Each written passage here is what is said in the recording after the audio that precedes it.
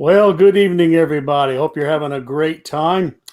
And yes, as someone has said in the chat, that is a smoking hot image of Eric Breen. The Breen fan club. Ratu. All right. So hopefully everybody's doing well tonight, and we'll get started here. I'm your host, Graphic Man. I'm joined by Dr. Silver Age, our foreign correspondent, Paulo Costa, Steve, Charlton 66, Hey, everybody. and Jambo Comics. How are you doing, gentlemen? How's it going? Very good. We're hoping to have some good comic book fun, and it was suggested that if you have a good story to tell about how you started collecting or one of your earliest memories, then feel free to share that as well tonight. That's why I titled it "That's Our Story," and we're sticking to it. So, welcome all the people in the chat. Maranya, Gratu, Jackson's here, and I got told by somebody on Instagram that they'll be watching tonight. And I said, do you have a YouTube handle? Nope, but I'll be there watching. So I think for all the people that watch, I don't have the biggest channel, but I'm glad that some people really, really enjoy these Wednesday night get-togethers. And so that makes it all worthwhile. Why don't we start off with the great Dr. Silver Age? I think he's dying to show us some things.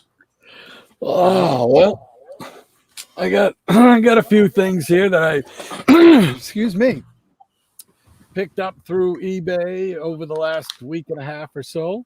And seems how we're doing ones with memories and whatnot. I'm gonna start out with one of the subsets that I like to collect, and that's square-bound comics, whether they be Marvel or DC. I just love those square-bound 25 centers, DC with the 60 centers. And so we're going to start out with, excuse me. There we go. Marvel Tales number 29. And this is the last of the square-bound ones I needed for that collection. So I've been waiting to pick this up for a long time because it's hard to find one that's in good shape and affordable for me anyway. Cover, yeah. Yeah. So I know it's because that's what was on the racks when I started really noticing comics and everything, where the 25 cent is, and it was just such a big thing from going from the 12-cent ones with the regular story to, oh my gosh, it's got like 3 stories in it. All right. I felt like I was getting, 3 times my money's worth, and that's the same thing with these here. I've got a handful, I think there's 6, half a dozen or so, of the DC 100-page super spectaculars. I've been on a kind of a jaunt trying to hunt some of those down because I'm trying to collect all of those. And this one here is DC 18 of the series. It's Superman. Yeah, and I love that Superman Red, Superman Blue story. That's a great one. Mm. So, and these right here, these all, whenever I see one of these, talk about stories, these ones, I've probably said it before. People probably sick of me hearing me talk about it, but when I see these 100 pages, takes me right back to taking rides with my grandfather. Every day he used to go get a newspaper for him and my dad, and I would ride with him sometimes, and sometimes I'd have my own money. Sometimes he'd give me a couple of quarters and say, go get yourself a funny book. And these were big at the time on the spinner rack. So whenever I see these, it just reminds me of taking those rides with my grandfather. So this one here is The Witching Hour, and it's number 38. This is a tougher one to get in a good condition. I've seen them, but they were pretty beat up, and they want a lot of money for them. But this one here was in nice shape, and the person didn't ask a whole lot for it, so I lucked out on that one. But I was really glad to have it. It's the only one in that series. So, and the black covers, of course, they show up any kind of scratching or anything like that. Now we got number Tarzan of Lord of the Jungle, number 234. And that is the last of the Tarzan series 100-page spectaculars that I needed. Nice. Yeah, I just love that cover. Yeah, that's awesome. And then I got Sergeant Rock. And this is DC 16 of that series of the 100 pages. Yeah, I gave my copy of that to Gra too. Oh, that's cool. Yeah. It's a great cover. Yeah. Did you guys hear us read, me and Eric Breen read Sergeant Rock the other day? Yeah. That was wild. Who was who? I think I was Nazi soldier number 2. And a couple other guys. I think Eric got to be Rock on one of the stories. We read 3 stories. But anyway, cool. I'm sidetracked. Go ahead, Doctor. No, I enjoyed watching you guys do that. I've been watching them for a little while, and now to see you guys in there. I tell you what, though, Breen's got the perfect announcer voice. He's got the perfect thing. What was the one that when they were doing? You guys were doing the Hostess Twinkie things. Yes, man, and he'd come in with that tagline at the end. Man, he could do commercials. Oh yeah. Oh, all right. Well, next up, I've got my first. It's a first for me of these 100-page super spectaculars. It's a romance, which are really, really hard to find and expensive when you do find them. So this is Young Romance number 197. So I was real thrilled to find one that was I could afford. My wallet wasn't screaming. Looks sharp. What is that? Fine, very fine. It's probably a very good to a fine. All right, cool. It's got some crease in here on the side and a couple creases there, so it's probably a very good. So, but and these particular ones where I'm just collecting them for the because it's part of that series. You know, I'm not too picky about the covers or whatnot. But if it's a series like the Sergeant Rock that I'm collecting, or the Superman stuff like that I actually have the collecting the series, I try to make sure they're a little bit better. But it's all whatever I can afford.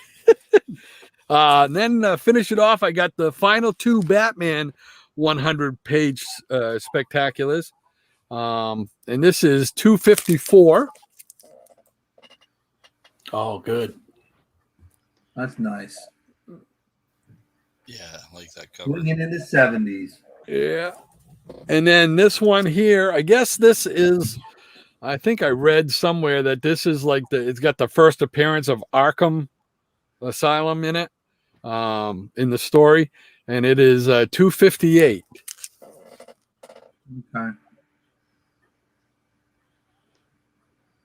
But these are just great because you got not only that you get a fresh story, but you got all those, stories. I used to like the Justice League ones the best because they would have like the Justice Society stories or something like that. But these are just so cool and take me right back to just sitting driving along with my grandfather in his Cadillac station wagon. So, and then I picked up this. This is this I've been trying to get for a long time, get a decent copy. I'm trying to slowly pick up these, but Superman versus the Flash was something I really, really enjoyed. The races they used to have in the Silver Age and the Bronze. have all the races in it? No, it's got the first two. I believe it's got the one from Superman's book, and then the one from Flash. The first two, I believe. They don't have. I don't think they show the covers in here. But I think, yeah, that's the one from the Flash, which is the race to the end of the universe. I think. So, and then I think the first one, let's see here.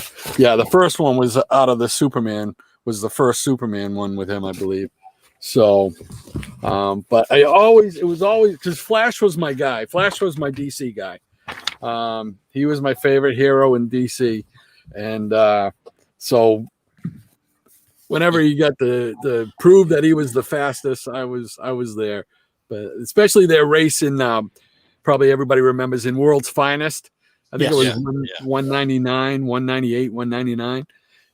That right there, that was awesome to me. That was just a great story. So I was thrilled to finally get a copy of that. So yeah, super. So it looked like it had a diorama on the back of it there. Yeah, it's got luckily all the pieces are there and everything. Yeah, you gonna cut it out and try it out there, Doctor? No. I looked too long and hard to find one. Well, that's a good thing about modern times is you can take that down to a copying place and they'll photocopy it for you, and you can make it if you want to. Yeah, there you go. There you go. Pull out one of the Flash. Oh, here you go. Put out the giant Flash there. There you go. Oh. Well, we're being joined by Night Tiger in the audience, and I told him I would show him this. I just showed it to Jambo earlier. Startling Comics number 33. That's a beauty, so man. awesome. Yeah. That is so cool. You look closely, Right. see all the trains that are getting bombed. That's awesome. Some Schomburg goodness. Yep. Yeah, man. So I remember last week when I had the book covers, I should have showed you this as well. But I worked on it too late. This is my Sad Sack book, 1944, but I don't have a cover. And so online I find a couple, but boy, they're sure beat up. But I see just enough that I can get a good idea what it should look like. So I made this one, and so now I'm all set. Oh, that's nice. Look at that. Yeah, that's cool. Good Well job. done. Yeah. On the bottom, I put this book is a fourth printing, but the cover was made by me because And in case you guys are interested in what the interior looks like, this is basically Sad Sack's first appearance. They're all from Yank magazine. Wow, look at him. And there's no words. Well, there might be a sign that says mess hall or something like that. But I got a kick out of it. It's pretty cool stuff. Yeah. All right. Well, let's run over to Paulo if he's ready. And here we go. Okay, so let's share screen here. Thank you, spectator.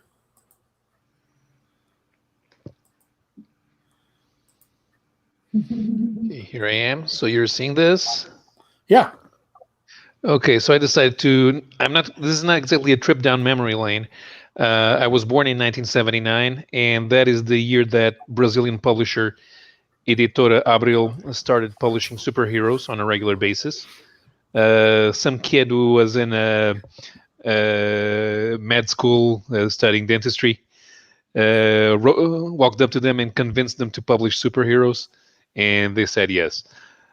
So he got together with a friend of his, and they put out an editorial plan. At the time, the Marvel characters were scattered across several publishers, and this guy had an idea. He wanted to get as many characters as he could under one umbrella. Took him 4 years to get the rights to all the relevant characters. But he started in 1979. So this came out a few months before I was born. Captain America #1 Brazilian edition. The Brazilian edition. I think it's issue number 108 inside, and a few other characters. And that's something that I want to show, how the way they created these covers. Because going to number 2. So as you can see, you have a Steranko cap on the top, but this is the way that they did Disney covers, especially when they had anthologies, show up as many characters as possible. So they have the fight between Silver Surfer and Spider-Man as well, and this was a good way to call to tell potential buyers that they were going to get a lot of superheroes in here, especially because the owners, they were not keen on the idea of continuity. They wanted as many standalone stories as possible, which even at this stage wasn't possible, because this is the Steranko cap. There's some tight continuity. It's a short run, but there is a tight continuity between all the issues. And they managed to build up that continuity at the same time as they were juggling multiple characters at different stages in their publishing career. And the way they started, they wanted to show that it was a universe with continued stories, and they managed to do that in the early years, even with all the confusion, creating that sense that everything was connected. So number 3, still at this stage, Captain America was 52 pages, so there was room for 2 or 3 stories. Sometimes they would cut off panels and rearrange the pages to make sure that 17 pages fit into 15. But they did it. Number 4, with the Cap and the Falcon. And at the bottom saying also the Mighty Thor, making sure that you knew that there were characters. More against the Red Skull, also advertising a Thor story at the bottom, and that line in red with the yellow type.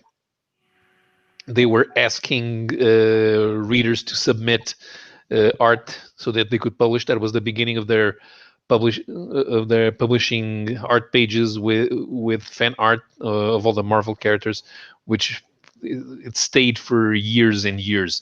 Even 20 years later, they were still doing that. Number 6, now introducing Miss Marvel. Also advertising at the bottom, interview with Stan Lee. I don't know where they got it. Sometimes they would tell you where they got the interviews from. I think they published them without permission. Number 7 introduces Master of Kung Fu, which will also show later, appearing in a different magazine. These guys were big fans of Master of Kung Fu. It's not the type of title that alone would sell a lot, but if you put it in the context of these magazines, even if you put it on the cover, it's going to attract readers. You also notice that they erase all the backgrounds from the art, which is something that they needed to create these composite covers. Otherwise, they would be too busy, a lot of details, and they wouldn't be able to rearrange all the art. Number 8. Cap versus Scorpion. Also Thor. There's another reference to Stan Lee. I think they were running some Tales of Asgard stories around this time. Number 9. Now you have Cap, but the cover blurb in orange talks about introducing Iron Man. Oh wow! Yeah, like Gene Colan. Oh yeah. Yep. Number 10. And another thing that they tried to do, they didn't want to talk down to their readers. Other publishers, they would do terrible translations and rearrange all the coloring like they wanted. They got the art in black and white, and then they painted it in the studio in Brazil. but the other publishers would ruin the art with some very, very odd coloring, and these guys try to be as close to as possible to the original.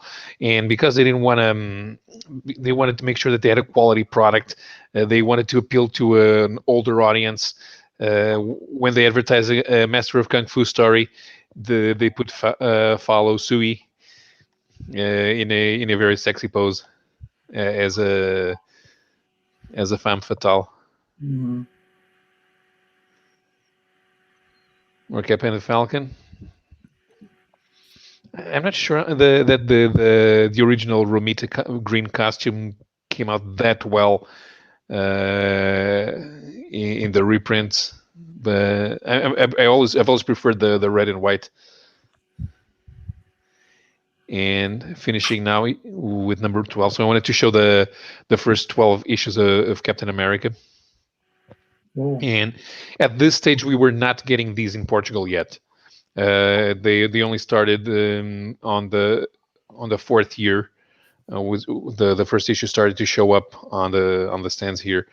But if it wasn't for these magazines having such a great success when they started in 1979 and 1980, I would never have gotten into comics, and I would not be here today talking to you.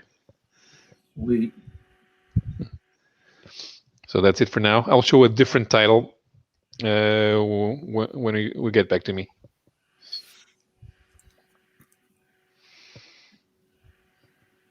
You're on mute, Micah. I keep doing that. Well, that's good. You don't hear me spit and sputter and say bad things. So I was saying, Jambo, how you doing? Because I'm thinking about going to you next. Unless you want Steve to go. Steve's a pro. He can handle it. He can handle the pressure. If you want him to go. Steve is a pro. It doesn't matter. Yeah, right. All right, I'll highlight you. All right. There we go. Well, I was born in 1963, and I really started getting into comics in about the year 1970. And there was a market around the corner from my grandmother's house on the same block, actually. And it was ran by a fellow by the name of Mr. Webster. And Mr. Webster had a spinning rack in his general store type thing. He sold comics in there for 15 cents, which was the cover price at the time. And you could buy your comics there, and you would take them home and read them. And if you brought them back, he would give you a dime for them. So, yeah, this went on for a little while with me. So I didn't have that many comics when I first started out. And this one is probably one of the first ones I bought off the rack and actually kept and didn't trade back in. And always liked the Fantastic Four about this time period, the Thing and everything. So Yep. Very cool. the artwork and everything just kind of grabbed me.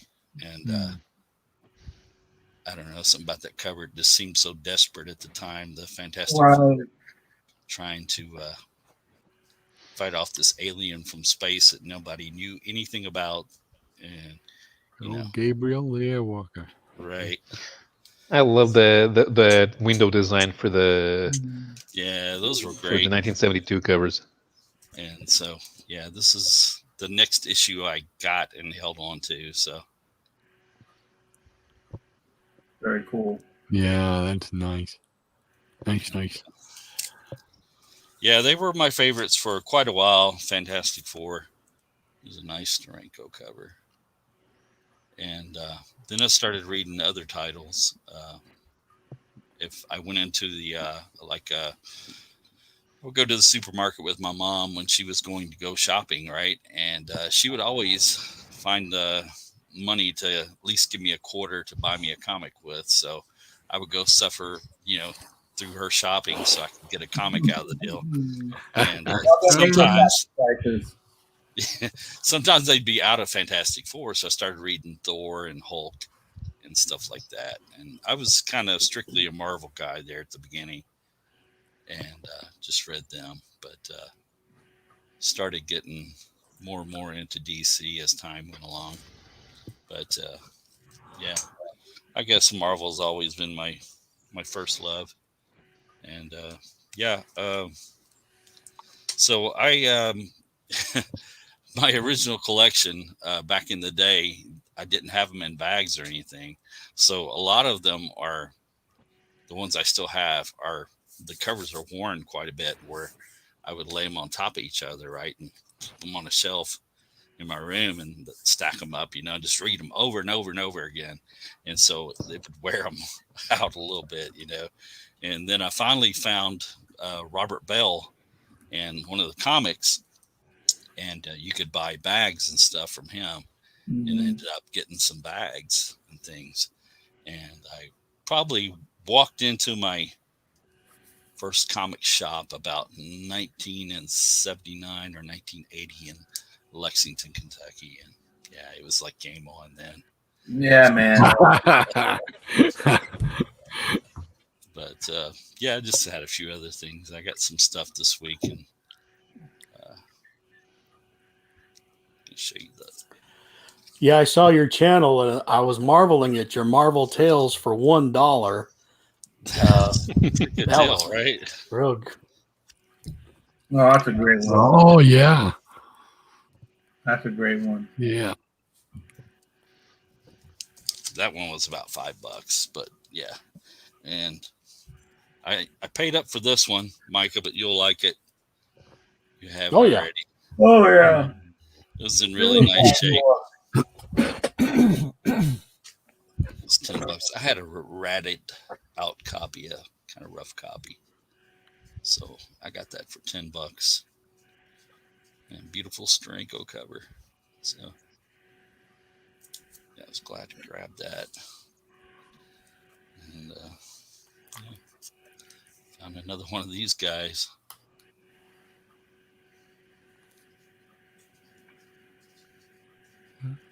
Those are beautiful.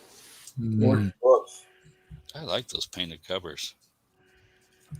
And I don't know if you've seen my haul. You've seen this one already. Oh, I haven't seen this yet. Nice. Mm. Great book. Yeah, good girl cover there. And the Indians trying to shake them off the log there. Thought that was kind of funny. Yeah. That's cool. And I found this one for my Bobby Oh, Benson run. man. And Very neat. nice Wow. Dick Ayers cover. Yeah. Wow. So I'm getting close to having most of the ones I want in this run. Very cool. The one I'm wanting that's left is the horror cover. It has the decapitation cover and stuff. So yeah, it's going to be kind of pricey. Yeah. And got another one of these. Very cool. Yeah, that's nice. It was $5, guys. No way. Really? Really? Wow. $5. Wow. Yeah, it's amazing what you can find if you're not afraid to get down under the table and look through the boxes down there. And I even go into some shops and they got stuff sitting on top of the boxes of comics, right? I just move all that crap out of the way and I'm digging through everything, and you can find some gems in there sometimes. So yeah, you just gotta dig for them. Sometimes it's like digging for gold. So literally, Exactly. Well, given from stuff that I've seen in Night Tiger's videos, it should actually be easy to find some Golden Age and Atomic Age comics from if they are not from the surviving publishers. If they're from the forgotten publishers, you can buy them pretty cheap. Mm-hmm. Yeah, exactly. Yep. I mean, yeah, the DC stuff and the Marvel, Timely stuff is really pricey. You're not going to find that underneath of a table anywhere. But yeah, stuff like that from Magazine Enterprises or something like that, you can find. Nobody knows what they are. You're right, Paulo. I mean, people look at it and they go, "What the heck is that?" I've never heard of that, so they'll pass it by. Idiots. Good for me. Good for me. Steve, what you got, buddy? Oh, well, I don't have too much. Since it was going to be story time, I didn't really pull out a lot because it would have been an overbearing attempt to relive, the beginning of my comic book journey, so to speak. Um, I was born in '66, so I was reading comic books since I recognized it's a colorful thing. I would look at the pictures, learn how to read, learn how to put things in context, and of course, my mom and dad would buy comic books for me. I was born in Indiana, so when I didn't move here until '78 in Maryland, so I would have comic books and they would bring me books. And one of the first books I bought on my own was Marvel 2 and 113. I remember I don't have it anymore. I've got the issue, but I don't have the actual book anymore, the original one. But that was one of the first ones I bought, along with Iron Man 67. Even though they were years apart, they were at a store that just had these comic books all over the place. They wouldn't have back issues at the drugstore, but they wouldn't send their comic books back or something, but they would have books sitting out there. And I've been an Iron Man fan ever since. Iron Man 67 and Marvel 2 and 113. So one of the things I've done recently, well, not recently, I've shown this before, but I couldn't get the original cover to Marvel 2 and 113, but Ron Wilson did a recreation of that issue. So, so I couldn't even find the original issue cover. It'd be too expensive. But Ron Wilson, he did a great job. Yeah, that is cool. That is awesome. So I said to commemorate my very first comic I bought on my own, I'm going to have a cover from that. So I do have this. This is a few things I'm going to show. I've shown this before, but that was one of the things I bought when I got into original artwork. So then, like I said, we moved to Maryland in '78, and that was when I first found my first comic book store. It's still there, Barbarian Books in Wheaton. It's not in the same exact location. They moved down in the old strip center to another location. And if you go online and go to YouTube and you Google and you type in YouTube Barbarian Bookstore, Wheaton, Maryland, there's going to be an old video that comes up from the early '90s that they interviewed Carl Bridgers, the owner of the store. And the store that I used to go to is immortalized on YouTube. And he was there for 25 years at that point. So he's been there for a long period of time. And that was that very first time that I seen a comic book in a bag. I never knew they existed. I saw the ad in the comic books, but I've never seen a comic book in the bag. So Barbarian Books, went there, got my first comic, and I realized, my gosh, like you, Jambo, it's on. It was incredible. I bought a bunch of back issues that had like $5 back then. I mean, you know how comic books were before they become what they are now. I mean, with $5, you can buy a lot of back issues and a lot of recent issues too. So that was basically what started it. Was when I decided I'm going to collect comic books. Was when I walked into Barbarian. Like I said before that, I had books and I read comics, very familiar with stuff. And like with Super Team Family, this is a beat up copy that I've had since I was a kid. But this is when I realized there was a history to it. Because I bought this book not knowing the JSA was older characters until my dad pointed out that Flash is not the Flash now. It's a different Flash. And he told me that there's another group of heroes. He knew of them when he was a kid. So that made me start going out and realizing there's a history to all of this. And then I started buying fanzines, started reading the buyer's guide, and everything started piling up to a point of I'm never going to stop collecting comic books. The only time I did when I was in the Navy, from 85 to 89, I picked up books here and there just to get a taste of what's going on. But I couldn't buy them. I was, overseas a lot. But when I got out, it was catch up time. So I had to catch up to what was going on and get back into it. and that's when I started buying original artwork. And then things started, spitballing at that point. I mean, snowballing from that point of of golden age books. I mean, because back when I first started collecting, when you guys, I'm sure in the same boat, when you had $20 in your pocket from a paper route or your job or whatever, you weren't going to spend it on one book. That was crazy. You had to Right. get a bunch of books Yeah. for your Yeah. for your money. I remember seeing Iron Man #1, beautiful condition for $15 in the case at Barbarian, and that was a big deal. And I was like, $15? That's a lot of money. It's like it's more than more half what I got in my pocket. It was a lot of money back then. Yeah, it was. Yeah. Yeah. Compared now, even if you compare things now, $15 in 1978, that was a lot of money to a kid. So I foregone that for a long period of time. And of course, as we get older, our expenses grow and we have more disposable income, and you're able to acquire these books. But when you go back and you think of a book from 1960, and it's only 18 years ago in 1978, and they were much, as everyone knows, cheaper and able to get better condition. But you know how things are now compared to was when you're a kid buying all those funny books. So when did you first start buying your art and stuff, Steve? I mean, how old were you then? I was already a big time adult. I mean, it was probably in the late 80s, early 90s that So I bought my first page. you were getting it at a good price then. I mean, Yeah. comic Yeah. art used to not be like it is now. I mean, it's Oh, crazy no. now, but Yeah, it's out there. I did get my first artwork from Bob Layton when I first met him in 78, 79 time frame. That's what I got on the wall, the red and white, the red and where was that? Yeah, the red and yellow banner one.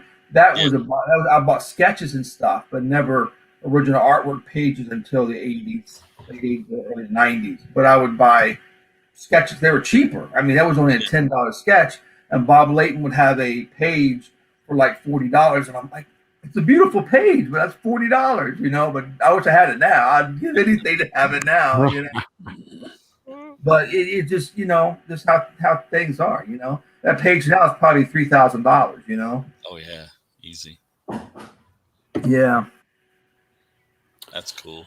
yeah, Yeah, the art stuff like that. I'm like you. I started getting that when I started going to cons, and they would have the artists there. yeah.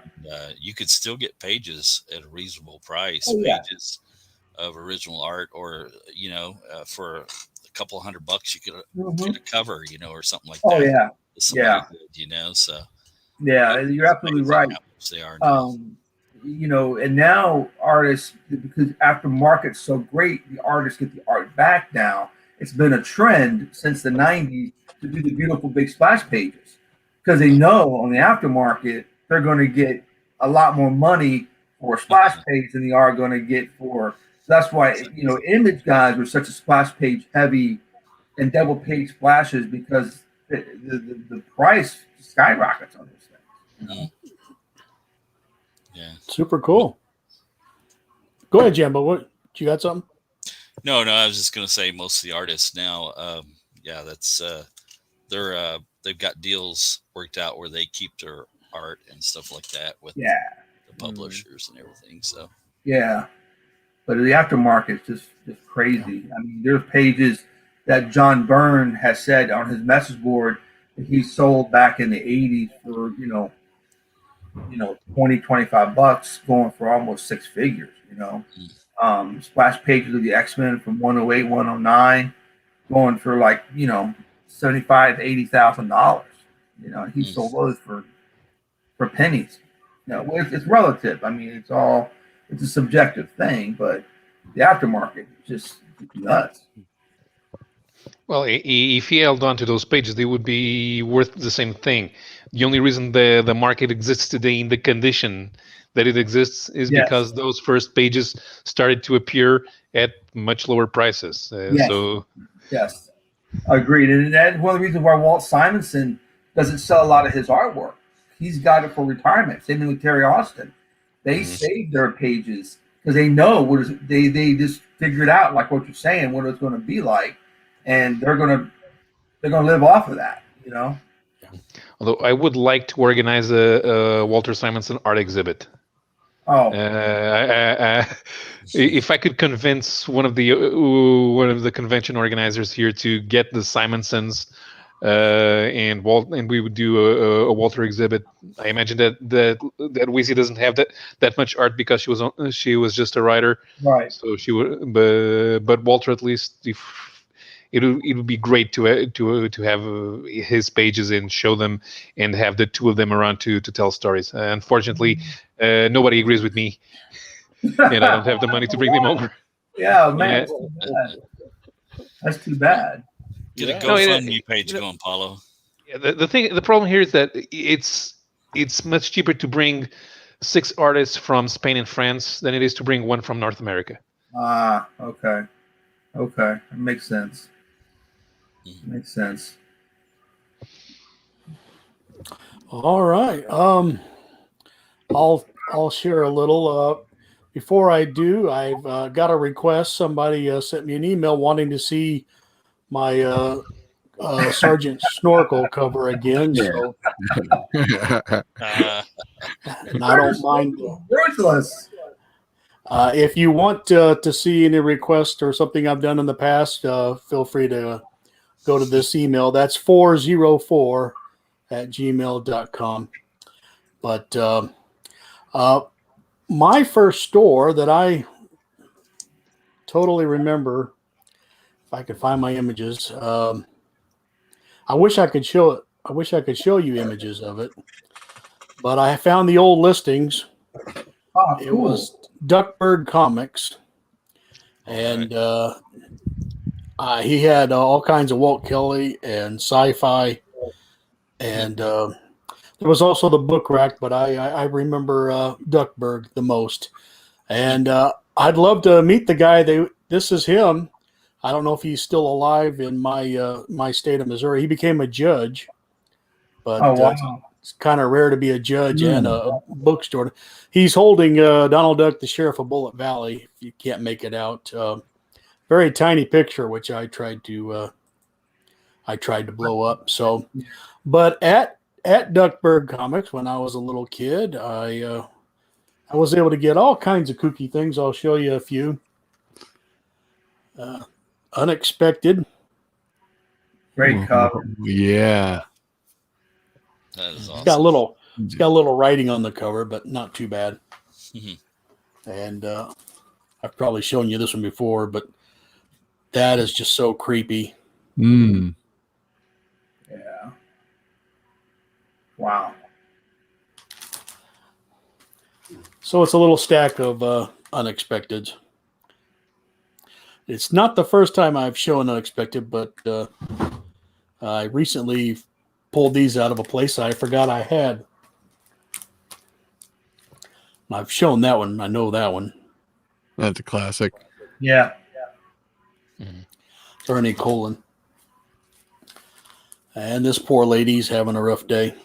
Mm. Oh, that's a great one. Wow.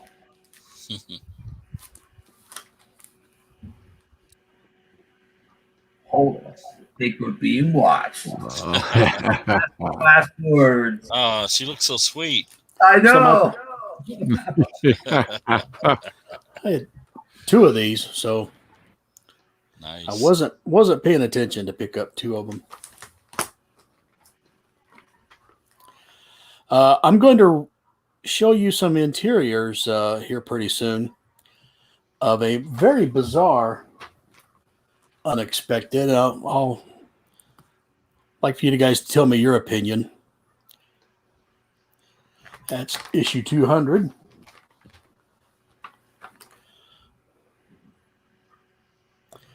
This is what I'd like. I'd like to do that to Chucky.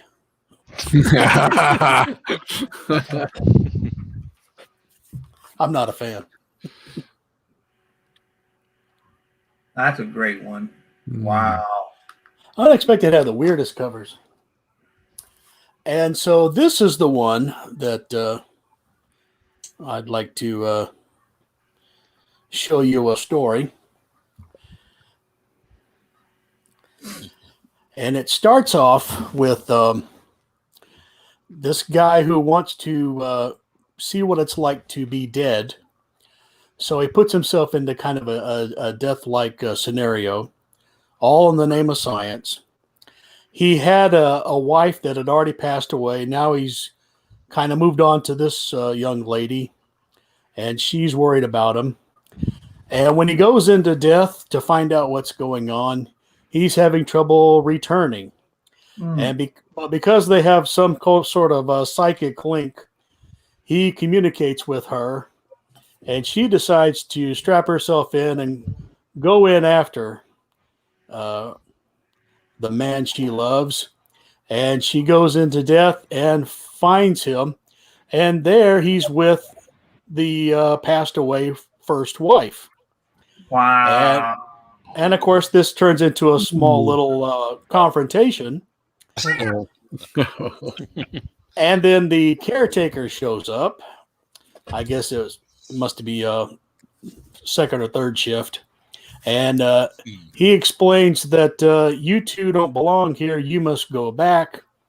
So as they're returning to their bodies, the passed away wife, I don't know how to describe her, but she runs and she goes and gets into the body of the new girlfriend.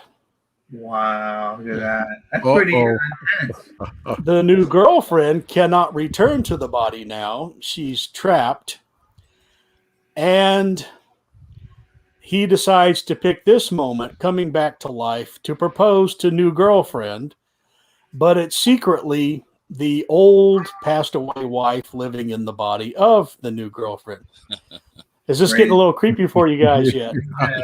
Crazy. So the old wife, how do I say that? In the new body, it gets pregnant and tells him the good news. And then she can't keep the secret anymore. He looks into her eyes and realizes, this is my first wife. Wow. And oh no, what are we going to do? Well, as the months pass, it's ready time to go to the hospital and have the baby. And he's told that his new daughter looks remarkably like mommy. And you remember that caretaker of death? He explains to the man that they have put the old or his girlfriend that was trapped into the body of his daughter. Oh no. Oh man, that's kind of weird. Yeah. Meanwhile, the first wife in the new body, she goes hysterical crazy, so they lock her up. And Abel here explains that at least he has his daughter. And isn't that a swell story? Now, gentlemen, that is the most ridiculous thing I've ever seen. Well, I don't know what you do with that, but Bizarre. Yeah, that is. is this the first time you guys have heard this? Yeah, I've never seen that That's the story. first time I've seen it. So That's soaking for a little bit. I don't know how we'll top that, but I'm sure Dr. Silver Age is going to top that for us. So I don't know if I could top that. Yeah. Oh man. Oh well, I was born in '62. So when I was about 5 years old, that's when I discovered Saturday morning cartoons. And Hanna-Barbera had total control of Saturday morning cartoons then, with a great bunch of superheroes, Space Ghost, Mytor, Young Samson, all them guys. And I just found this. I'm trying to collect. I went from loving those cartoons, and my folks would buy me comics as a result of seeing how much I like these superhero cartoons. So that's how I eventually got into comics. And of course, '67 was right in the middle of the Go-Go Check stuff. So that's how I got into the Go Check stuff as well. So, but I try and collect all those Hanna-Barbera superheroes whenever they pop up in different places. And I just got this one. It's Cartoon Network Presents Toonami, and it's got a rare appearance, modern appearance of Birdman. So, Very nice. yeah, I had to pick that up. Just Birdman was actually my favorite out of all of them. Then Space Ghost, but I just for some reason I just loved Birdman. And then sticking with Saturday morning cartoons, I just picked this one up recently, and this is a Scooby-Doo team up, and this is number 39, and it's got the Justice Society of America in it. That's very cool. Looks like the fossils there. Yeah, that's the fossils. And so then I said, well, you know what? If they're in there, I wonder who else is in this series. So I went back and looked up all the covers and stuff on this series. Well, guess what? I got to collect now. So I got to get all those because they got Space Ghost, they got Metamorpho, they got Doom Patrol. So it's like all my favorites from that time period. I got to go get those now. So just another added collection attraction. Then I've been boosting up my my war comics. I was lucky enough to find a bunch of 12 centers. We used to, the first place I remember getting comics was we had a Rexall drugstore downtown, and I lived in a real small town. I think it was like 3,000 people. So it was the main street consisted of about 4 storefronts. That's it. A bank, the Rexall drugstore. I can't remember what the other thing. I think one was a laundromat or something. But we used to go to the Rexall drugstore, and once in a while you have a quarter. My grandmother might give me a quarter, or even mom and dad might give me a quarter or something. And you could go in there, get 2 12-cent comics, and still have a penny left over to get some penny candy. Man, those were the days. And so I picked up these. I got them in a 6-lot bundle, and it just so happened I needed 4 of the 6. And this is Our Fighting Forces number 87. Mm-hmm. Oh, good. It's got Pooch the dog on there. Excellent. Yep, so Gunner and Pooch. Gunner and Sarge, rather, and Pooch. And this is number 88. To help fill in some of those issues. They had some pretty neat covers, too. And then we got number 90.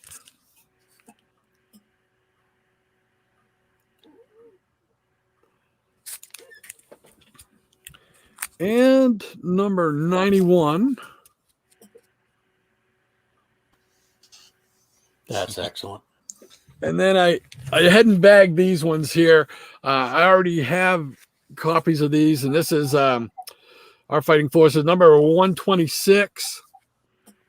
But these copies are kind of beat up more than my copies are. So, but I love the covers on these. And then this one here is number 132. Oh, that's great. I just love the perspective on that one, and that's just so cool. I always liked it when they could do different things with the logos and stuff. Yeah. You know, always liked that. And then keeping with the military theme, I got a bunch of Our Army at Wars that I needed. Some of them I got because I'm trying to collect all of Enemy Ace's appearances. Another subset. So I picked up some of his early ones here. I got is 150 of Our Army at War. Beautiful book. Yeah, it's nice. Nice looking black cover, yeah. Mm-hmm. And then 153, and I believe this is the second appearance of Enemy Ace as a backup feature in here. He appeared. I think it's 151 was his origin issue. Okay. So, and then they skip an issue, and then he appears in here. This is his second, and then let's see. Then it came 154. This is just I just like the colors in this cover. Man, that is a nice cover. Yeah, a lot going on there. Yeah, well. So, and then this is 155, and this is his Enemy Ace's third appearance. Cool. Oh, that's great. A lot of action there. Very cool. Like he ricocheted off his helmet there. Yeah, right? Yeah. The Rock has no fear, but the Nazi's scared as anything. But Rock's like, I'm doing this. And then let's see, I got 161, another neat cover. Yeah. Really Well, they cool. can't miss. They're standing that close. So Yeah. It reminds me of that X-Men cover from Yeah. like 100 or something like that. Yeah, it's 100. No. Yeah. Yeah. So, and then this one I just got yesterday in the mail, and it's one of the classic covers done by Joe Kubert, Our Army at War 202. Very cool. Oh, Yeah, that one that's a really neat cover. Hebert knew how to draw the weaponry and stuff. I mean, he was so good at that.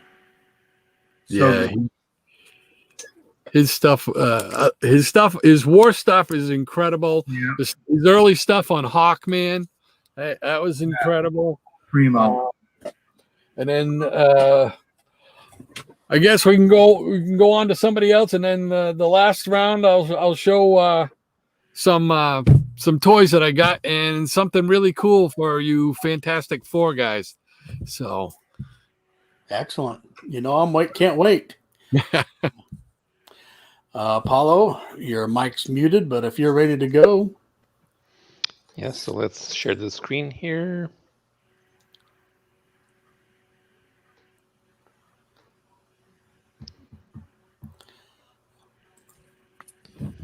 Okay, and here we are. So this was the Editora Abril's second superhero title. This came out 2 weeks after Captain America. Heróis da TV Heroes. This was not the first volume to have this title. In fact, the title was even stolen from another publisher. In the 1960s, those guys published this title with Hanna-Barbera Comics. And when Abril stole the title, the first volume was also with Hanna-Barbera Comics, including Birdman and Space Ghost, and they usually had the more adventurous characters on the covers. So what year was that, Paulo? That would have been 1975 to 77, I believe. Okay. And then in 1979 they brought the title back, but now with the Marvel superheroes. And I remember the first thing that actually caught my eye the first time I bought this specific title wasn't even the heroes on the cover. It was the logo. This has an amazing design, and it really pulls you in. And the way that this logo is drawn, superimposed over an image of Thor coming right at you, you knew that this was not a kid's comic. You knew that these guys were going to treat the superheroes like they deserve to be treated. Yeah, and also the Captain America had 52 pages. This title started out with 132. Wow. Later, they both stabilized at 84. And so you see here on the left, Thor, Iron Fist, Iron Man, Master of Kung Fu, and the Silver Surfer. So you knew you had a fantastic mix in here. Cool. Number 2. Oh, that's a great cover. Yeah, collage cover, all from different places. Oh yeah. George Tuska. But pull it off. They pull it off really well. You would actually kind of think those three guys are right there in the same place. Mm-hmm. Even though you actually kind of notice that they don't even have the the same intensity of blacks, especially with Captain Marvel, because that image is really reduced, so it's losing focus. Also notice that same banner at the bottom that they had in Captain America, asking readers to submit art. Issue number 3, Master of Kung Fu.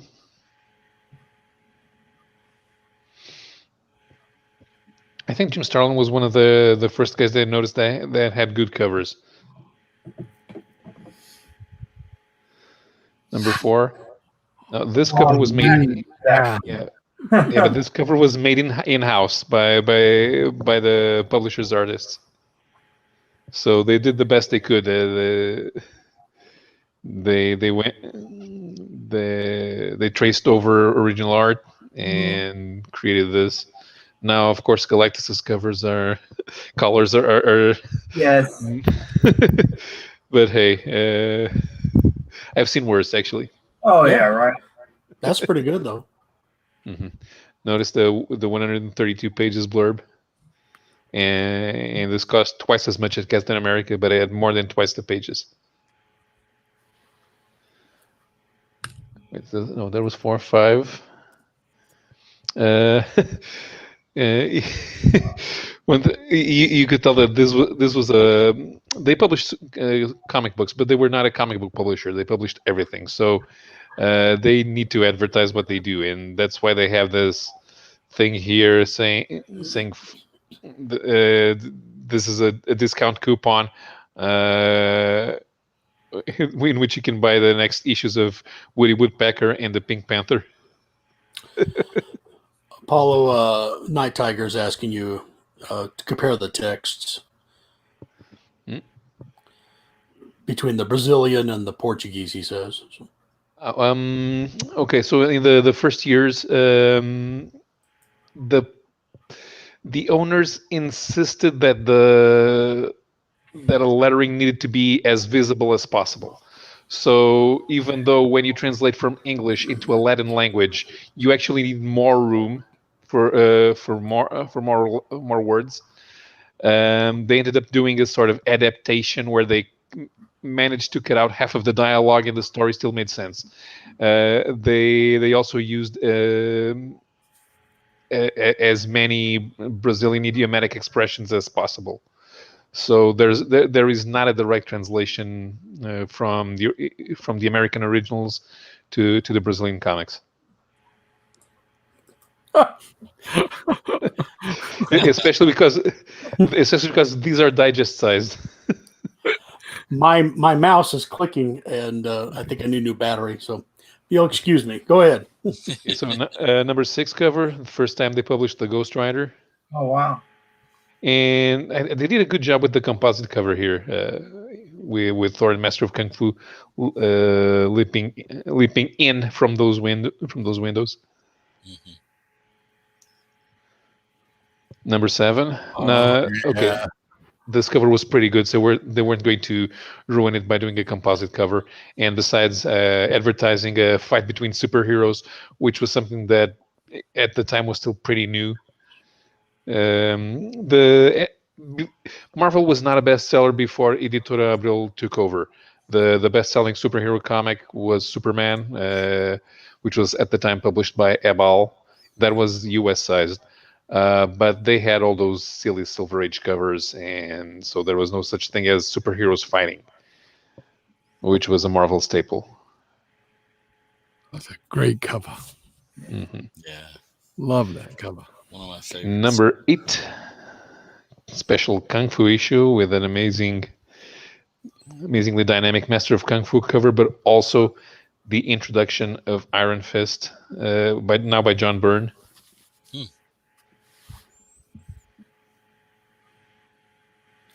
Number 9, now with Thor and an Iron Man blurb. Also notice that the colors are a bit off, but they did manage to keep as much detail as possible. Number 10 now. Now this is a good cover. Yeah, that's neat too. because this was done in house. But it's about the Badoon storyline, so they have the Badoon behind. Huh. Number 11. Wow. Now they had published a Captain Marvel story before, but this is the first time that they started doing the Starlin issues. This is not the first Starlin story. They only published the entire Thanos storyline many years later, when they did a special miniseries collecting all the Captain Marvel and Warlock tales. But this is the one in which Captain Marvel gains cosmic awareness. And finally, number 12, also composite cover and with a collage. But they did a good job there with the background effects and picking some scenes from inside the stories to make it as dynamic as possible. So that was the first year of TV Heroes. Those were the first two titles.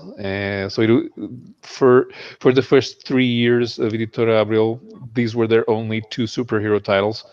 It would be only in 1982 that they would get the rights to a few more heroes, and they were able to launch a third Marvel title.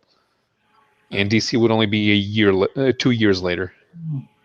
That one there looks like it would hypnotize you if you spun it around on the table. Yeah, good. Good. Hypnotize. Buy more comics. That's comics. Yeah, right. Okay. I have a third batch of magazines, but those have a different story, so we'll get to them later. All right, we'll try to hurry because we know it's getting late for you. I guess Jambo, you up again? There we go. I don't know if you guys looked at my haul, but I lucked into some gold key stuff for $1 a piece, so I thought I'd show you those. It's Lost in Space, number 13. It's fantastic. Yeah, very good. 15. That was number 15. I'm sorry.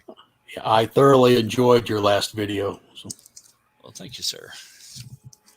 Yeah, some of them were a little, they'd been read and not treated too good, but I mean, they were only $1, so I mean, worth getting to read if nothing else. That was, can't go wrong there. I also enjoyed that fact. Like, they're only $1. Yeah. Yeah, so I'm a cheapskate, so I was all over that. Here's number 14.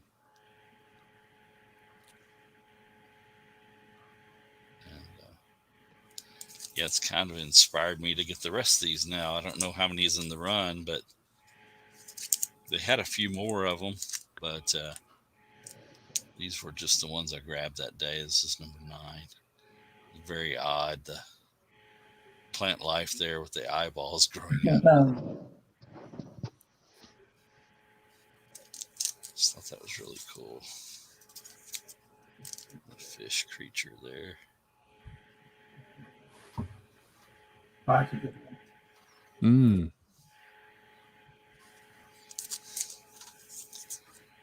And it's pretty cool. Kind of chip out a bit, but like I said, I'm not going to fuss No. about that for $1. And this one I thought was probably the best looking cover, but it was in the worst shape. It was terrible shape. But it was just really cool with the alien and the bats and the night. And, yeah. Got a little bit of everything there. A little bit of everything. What else could you ask for? And that was number 18. So I just wished it had been better. So I think I'm going to start looking for a new one of those now. And there was some other stuff like this. I think one of the other fossils showed this one night when we were doing the dragons and dinosaurs and stuff. Could be. Yeah, I did. I just picked that up not too long ago, a couple months ago. That Yeah. you, Doctor? Yeah. Yeah. And this one also, I believe. Yeah. I just thought this one was really weird. I was like, that's a Triceratops. Yeah. It's Tarzan, and they're underwater. Right? Yep. Only comics, man. But it's a collector's edition, so Yeah. Makes it worthwhile. Yeah, That's you gotta it. get that, especially for a buck. Micah, I think you got these, buddy. But Yeah. It's a great series too. Fun. Any frog leg, gorilla, lizard tail. Yeah. yeah, what is it? I think it's made to stay away from. This one too. He was doing dental work on this Yeah. dragon serpent thing. Man. So, yeah, I just couldn't leave those behind for a buck, so I just thought that was really cool. Grabbed up all those I could get that day. Yeah, I'm gonna make another trek to that store and see what else they got left. And that was in one of those boxes that had boxes and Pops figures stacked on top of it. So I just kind of took my time and moved all that stuff out of the way, because you can see the bags and they looked old and dingy, and the comics themselves looked old. So I was like, yeah, that's what I want to see right there. So I moved all the stuff out of the way. The guy was totally okay with it, and yeah, it's game on after that. So that's all I got right now, man. Okay. All right. Now, Steve, I know you. If you want, I can go ahead and show some. Oh no, the only thing I'm going to show is that Bob Layton picture and a little story behind that. Oh, nice. Okay. That's cool. Well, you just speak up if you want. Oh, you got it. Good. Yeah. I'll go right to you. So thank you. So one of the things after collecting comic books, you go into different things. Particularly back then, it was a novelty to find a pulp or old time radio show, and it was something that you sought after. You sought after the history of comics. You sought after anything that can add more to what you already know about the medium, about comic books, be it fanzines and Stranko's History of Comics, both volumes, all that kind of stuff will add to the flavor of the hobby. So one day it's weird. We were at a parking garage. My dad had to meet my dad downtown in Silver Spring, and we were at a parking garage, and the garage attendant was in a booth, but in the booth he had been reading comics, and there was a stack. He had like 30 books, and they're all back issues and stuff. And so I was shy and didn't say anything, but I told my dad about it. My dad just asked the guy, where do you get your comics? Where do you go to? I know what you're reading comics. And then he mentioned a comic convention, and that blew me away. I was like, comic convention? What is that? And he told me it's a place in Wheaton. Every month they meet up and they have artists there and everything else. So I come to find out, my favorite artist still to this day, and back then was Bob Layton, was appearing locally at the convention. So very happy. So Iron Man 148 was out then, because we had a picture of the cover. So that was July of 81. So it was about 81 time frame. And so I was able to get this from him. I wanted the cover of 126. So again, everyone, Wow, that's what he's known by. Now everyone wants the 126 or 128, the Demon in the Bottle. But this was only $10. oh wow, And Wow. yeah, it was only $10, and now it's a lot more now. I met him a few years ago again, and price has gone quite up, but I got more stuff from him. But it was funny. I mean, we're sitting there as 81, so I was 14, and we're asking questions left and right. Who's a better superhero? Who can beat who? What do you think about this? And he answered our questions like it's the first time he's ever heard the question. He was very curious to us. I mean, a bunch of these kids it was me, my best friend John, my best friend Steve, who I still contact to this day. So John, if you're watching, what's up, buddy? We still hang out and everything else, and so we're still friends to this very day. So Bob Layton was very, very cool, and that sent an image to me how comic creators are, and that's where I hold the proverbial yardstick to when I meet a creator. It's kind of weird. It's like I remember when I met Bob Layton, he was this guy, And now you meet a creator, you want that same experience. It's just something that I expect. I don't know, from that time period. But we had local conventions. In our little town. It's not really little, right outside of DC, but I mean, we had Bill Sienkiewicz, Terry Austin, Paul Smith, Barry Smith, Bob Layton. Who else did we have? Jim Starlin. And this is back late 70s, early 80 time frame, and all these artists and stuff would appear. Artists that became famous later on. Jim Fern, I think Sandy Plunkett, and Marshall Rogers. He made an appearance there before, and this is before the big everyone. It's hip to go to a con, and everyone in this room that we're talking to now, everyone knows that when we collected comic books, we were outside the fringes. We carried that torch back when it wasn't cool, back to where you were criticized or ridiculed or whatever, and we weren't fitting in that coolness that it is now to collect comic books. We did our own thing back then, and we didn't care. We loved our comics, we loved the medium, and we didn't care what anyone thought. But now it's you're too hip. You're in comic books now. Oh, you know about the Marvel movies. You're cool. Back then we didn't have all that. So we carried that torch. We carried the burden. So we should have some type of badge to wear to show what we did back to make it cool now. We should have some type of badge or something. But I'm done. I'm done for right now. But that's my little story. I've been collecting ever since. It is what it is. You're we right, should have Steve. some type of badge of honor, man. We should notify Congress immediately. Yeah. Yeah, we should. I mean, I went through a lot of crap because I collected comic books. These so-called millennials can be cool today. Right. I had this on a Trapper, a notebook. I carried it in school all the time. Yeah. And I carried it proudly, man. I was glad to have that because I was really into the Fantastic Four Yeah, man. at the time. But yeah, you're right. I mean, it was not always near as cool to have stuff like this back then as it is now. Yeah. So, No. Yeah. took your lumps and stuff. And I was at a con and met Frank Bruner, and sweet. this is just a sketch that he didn't want to sell me. I was like, I want it. And he's like, I don't want to sell it. It's horrible. He's like, it was just like I was trying stuff out there. I didn't, intend to sell it. And that's cool. He gave it to me for $20. So. That's awesome. Yeah, that's a neat. I got a Frank Bruner man thing I got for like $25. Oh wow. Yeah, I know what you mean, man. You want that artwork, man. It's awesome. I got a Doctor Strange he did for me. Oh, and cool. It's pretty cool, yeah. Cool. So, yeah, man. One to Metarock.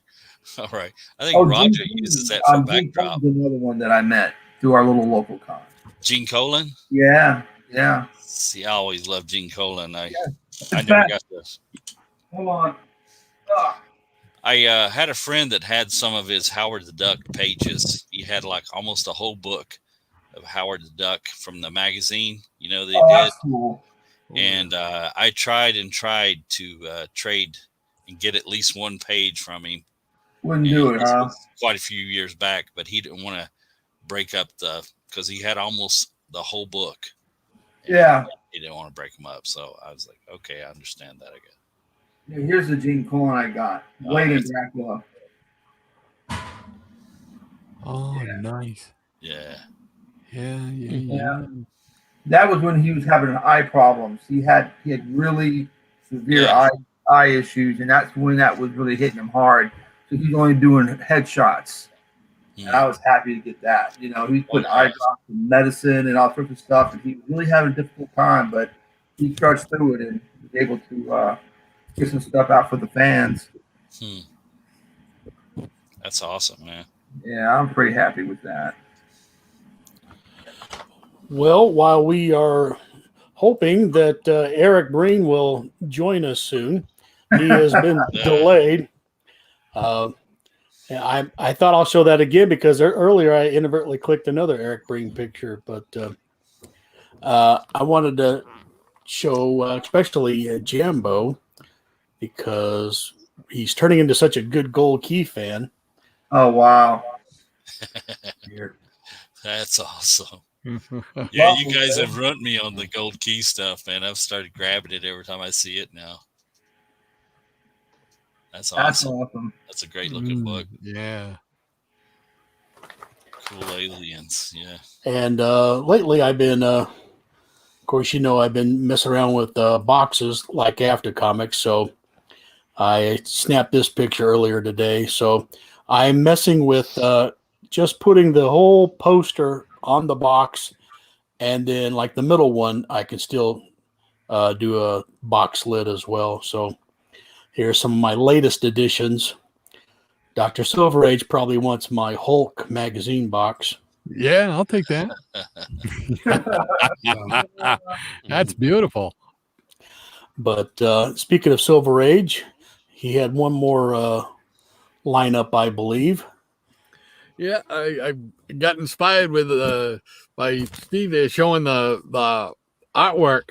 I just happen to have these two right handy. Back in the early '80s, the two guys that created the Teenage Mutant Ninja Turtles, Yeah. they came to a local. They were, I think, one of them at least lived in New Hampshire, and so they were both there at a little mini con that we had. And I was able to pick up two pieces of art, one from each of them. This one here was done by Eastman. I don't know if it'll show up. Oh wow. I thought it was pretty funny. It's on a backing board, and it's like Iron Man and Captain America in the background, and then two of the turtles. One of them says he throws it at people, and the other one says far out, which is pretty neat. And then I told him I was a Hulk guy, so he did it. Laird did me a picture of the Hulk with one of the turtles. So That's cool. I don't have a whole lot of original art. I wish I had more, but when I was going to conventions when they were plentiful around here, I was more concerned with getting my comics than I was for the artwork. And I kick myself now because there was a lot of times I could have got some really nice artwork. I have some in a portfolio I've got up there, but those two there are probably the gems of anything like that I would have. That's cool. And then what I was just gonna end up with was show a few of the recent toys that I got. And Steve can appreciate it, being a Charlton guy. Is a Funko Pop of Captain Atom. Oh, that's neat. Now this is cool. You can't see it. I can't see it very well, but he's got like a ball of energy in his hand. I think it is. Oh, okay. I see it. That's neat. Right. So that's cool. Okay, it's Captain Atom. That's cool. But when I saw this one,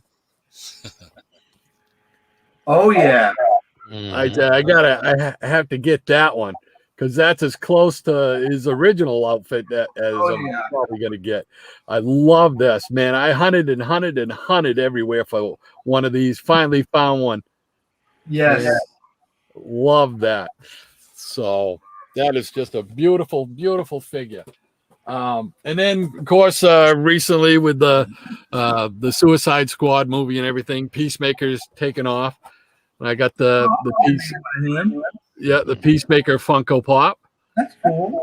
Yeah, that was pretty neat. Anything to do with Peacemaker, I liked Peacemaker before Peacemaker was cool. Oh yeah, absolutely. It's like Anthony Perdue just said back to the Barbara Mandrell song. I like when Kentucky wasn't cool. Just like Anthony Perdue said. And then this recent full figure there that came out.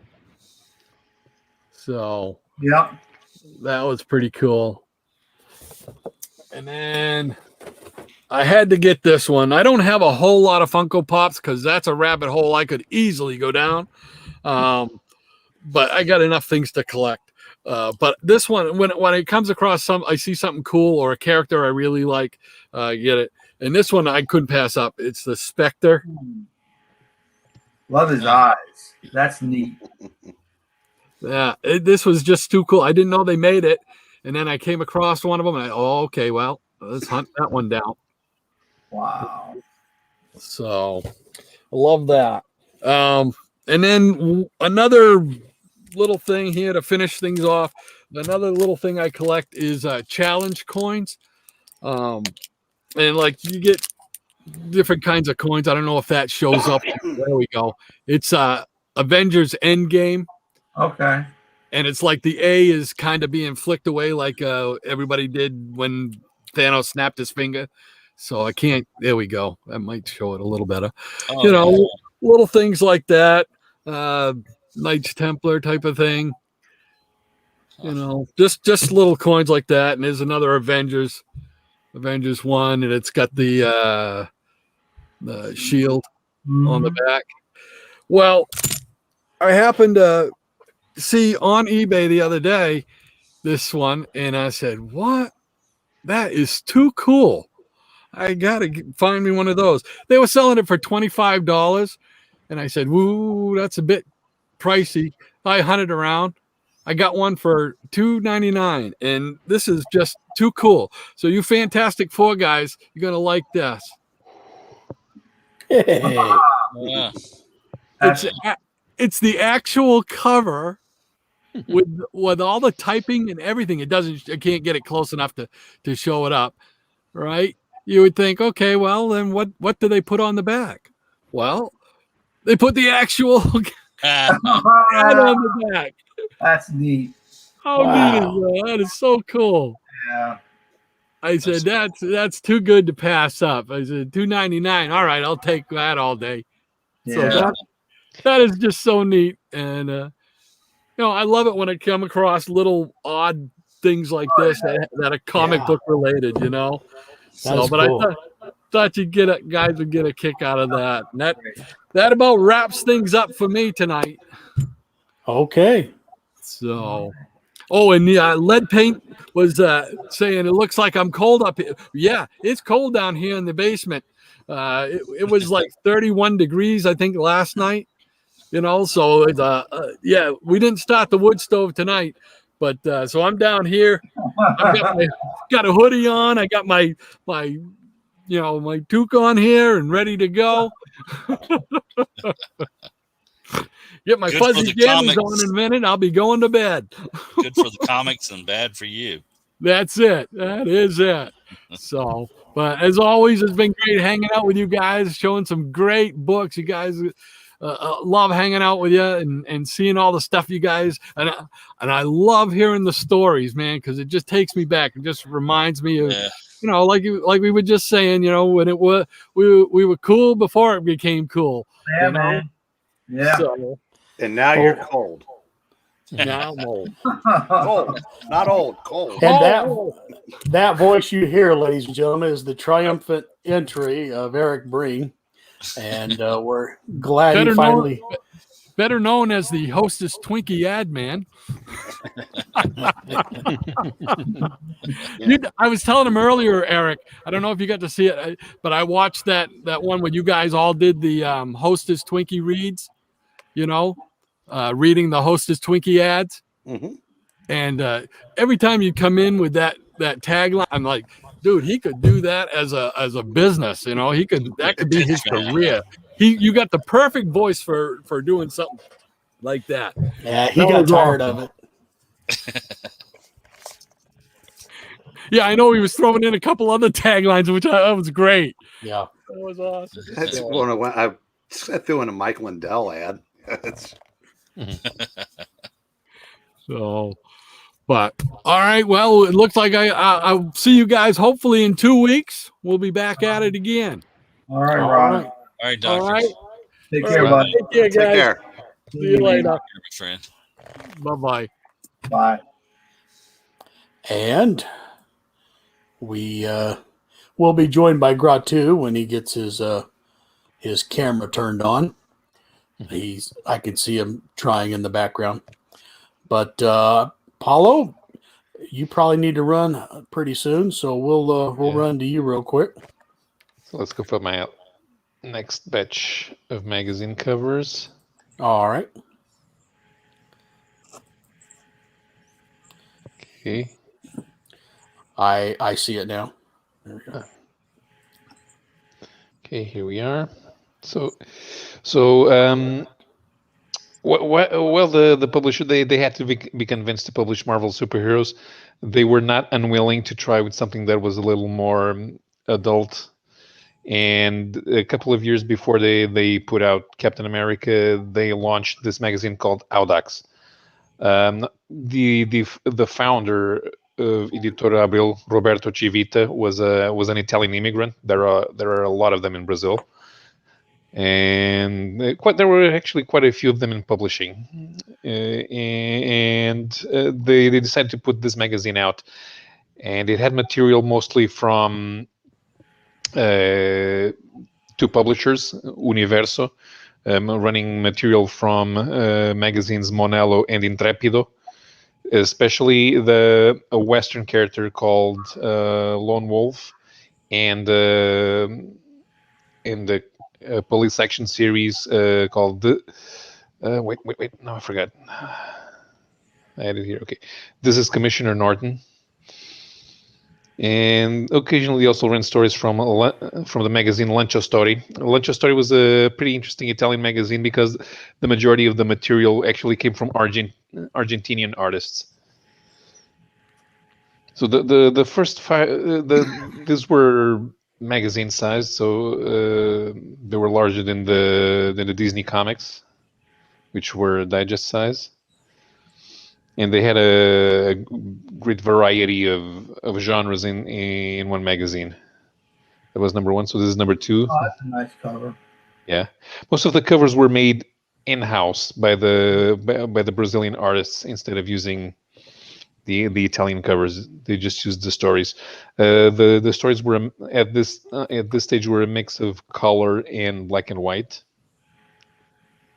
They didn't bother coloring the stories that came in black and white. Number three, number four. Huh. Mm-hmm. That almost That's looks a nice like one. Vampirella laying there. Yeah, it did. Yeah, almost. Looks like a bit like Esteban Morato. Yes.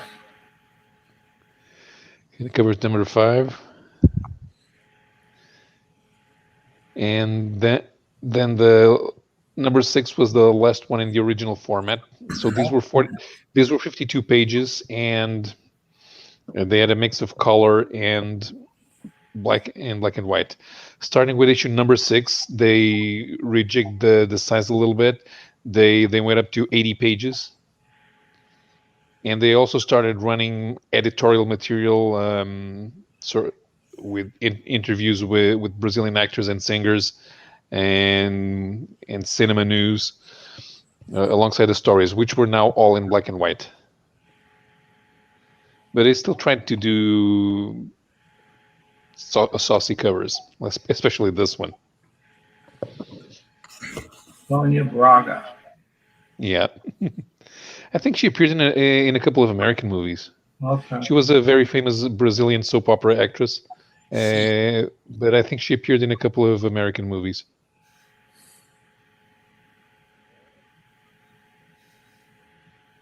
This was another one. So I think they were actually, since they were trying to put this as a more adult magazine, they were actually trying to go for people who normally would not pick up a comic book, and that's why and then they have these photo covers. They also renamed Lone Wolf as Audax to be with the same name of the magazine, but of course it had nothing to do with it. This one was singer Roberto Carlos saying that he was going to start singing in the United States.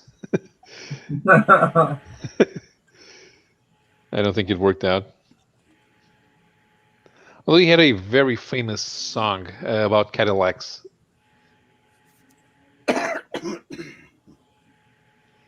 And this is the last issue, number 11. Unfortunately, it didn't stick. Wow. But they had some interesting design here. And it's it starts more as an experiment. They never published Italian material in the same manner again, which is kind of understandable. These magazines in Italy, they ended up disappearing. A few of them. Lunch Story held out for a while because they had amazing stuff done by the Argentinians.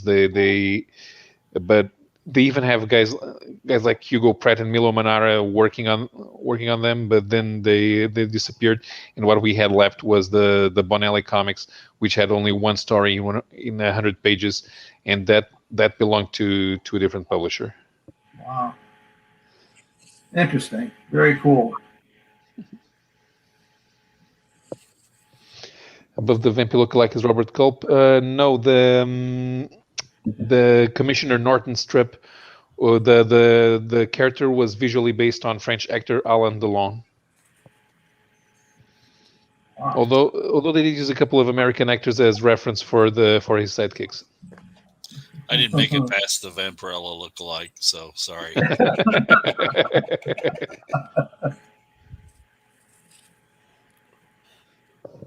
Well, Okay, thank so you, that's Paulo. Are you going to have to depart now? Mm-hmm. All right, Yeah, sir. 2:39. Well, glad I could show you some stuff. There's a lot of interesting stuff with the Brazilians, and even parallel to superheroes. And I'm gonna go mine their publishing history for a while. There's a specific magazine that I want to show you when I have the chance. Okay. And that one also has a interesting history. All right. We'll look forward to it. Great. Okay, so I'm off to bed, guys. Now, Take care. now Paulo. don't let the puppets invade. I And dodged I will them see- tonight, didn't I? Yeah, they were here in the beginning. So, well, since we won't be having a stream next week, have a happy Thanksgiving, and we will return All with right, more you too. more foreign stuff. Good night, Paulo. Good See you, night. buddy. And not only are we joined by Eric, Gratu has slipped in the back door. And hopefully everything's Hey, guys. going okay with you guys. Yeah. Fantastic. Deal. Yeah, I Eric? couldn't have told you within 20 miles where I was at 8 o'clock tonight. We went down about 50 miles into the state to look at a collection that turned out to be a steaming pile of monkey crap. Uh-oh. And yeah, when we were leaving, the guy goes, "Well, I guess I'll hold on to my Action Comics 1 and Batman 1." Oh wow, you're a funny guy. Yeah. And so we stopped off at Paul's. Yeah, Jambo. I said, you know him. He's looking all right. There, picked up a carload of boxes from his place. So I've got about 5 boxes of stuff to look through here. So Awesome, I man. didn't get back into the area till after 9. So what's he doing with himself these days, Paul? Is he just hanging out at the house? Yeah, he's doing all right. I said, he's not as boisterous as he used to be. I he's lost a lot of weight, but he's just he's just watches a lot of television and just kind of he just does what he wants now. And so I said, yeah, that's about. He looked better tonight than the last time I saw him. Yeah, well, that's good. Yeah, he's earned it, man. Taking it easy and doing what he Oh, wants to do, I guess. And Yeah, he was having trouble with his fire stick, I think. So Mark was trying to get him situated again, that wasn't happening. So Yeah, he was always quick with a story when you went up there and stuff. He would have a story to tell you. oh yeah. So, yeah, always enjoyed my visits.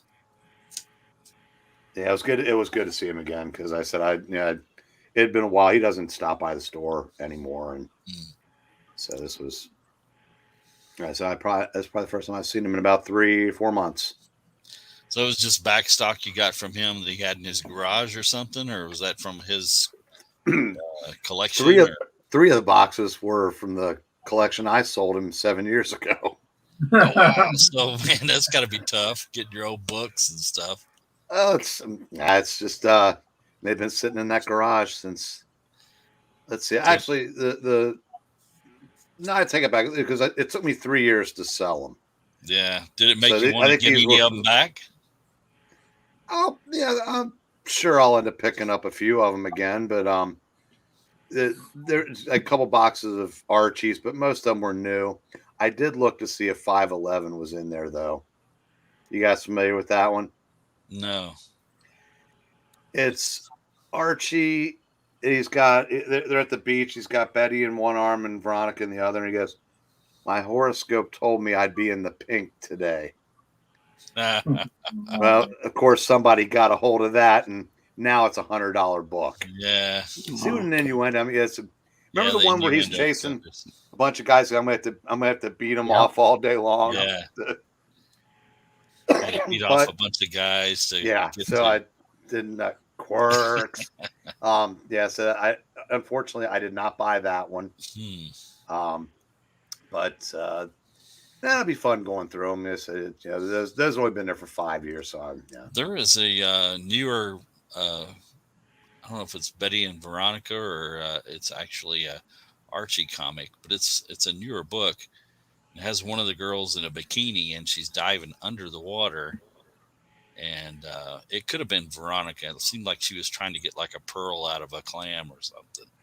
And it is really pricey now. I mean, it's not that old. It's about 5 years old, something like that. And it's bad enough really we got to deal with the speculators, but now we got to deal with the pervert speculators. Yeah, no, Yes. the pervs are controlling the market now. This poor perv if you wanted on a to low budget, hey, we're left out. If you wanted to pick up the Rifleman run, there's that one cover where the guy's holding all that wood. Cover, yeah. I think it's number 10 or something like that, I believe. Yeah, it's really pricey just because of the innuendo, over there. So. Well, Gratu, have you been able to hear some of our stories? Mine wasn't very long, but the fellows have been sharing some of their tales of yesteryear. Yeah, I've heard of you. Yeah, I didn't hear the beginning of the show though, but so basically origin stories of how you got into collecting. Yeah, I showed a listing in my old comic store that I remember as a child and totally loved it. But if any of you guys want to go or tell us something, just speak up. Let me know. Okay, well, I was born in '65. My older brothers bought comics, and my dad was in the Army, and they kept all their. I know my older brothers kept all their comics in a footlocker of my father's, and I remember seeing my oldest brother. I remember seeing a Justice League comic with all the heads on the side, the floating heads,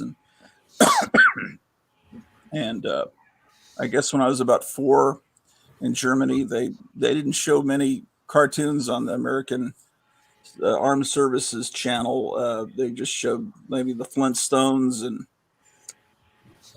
Roger Ramjet, but they had Captain America and the Hulk, so I was familiar with them.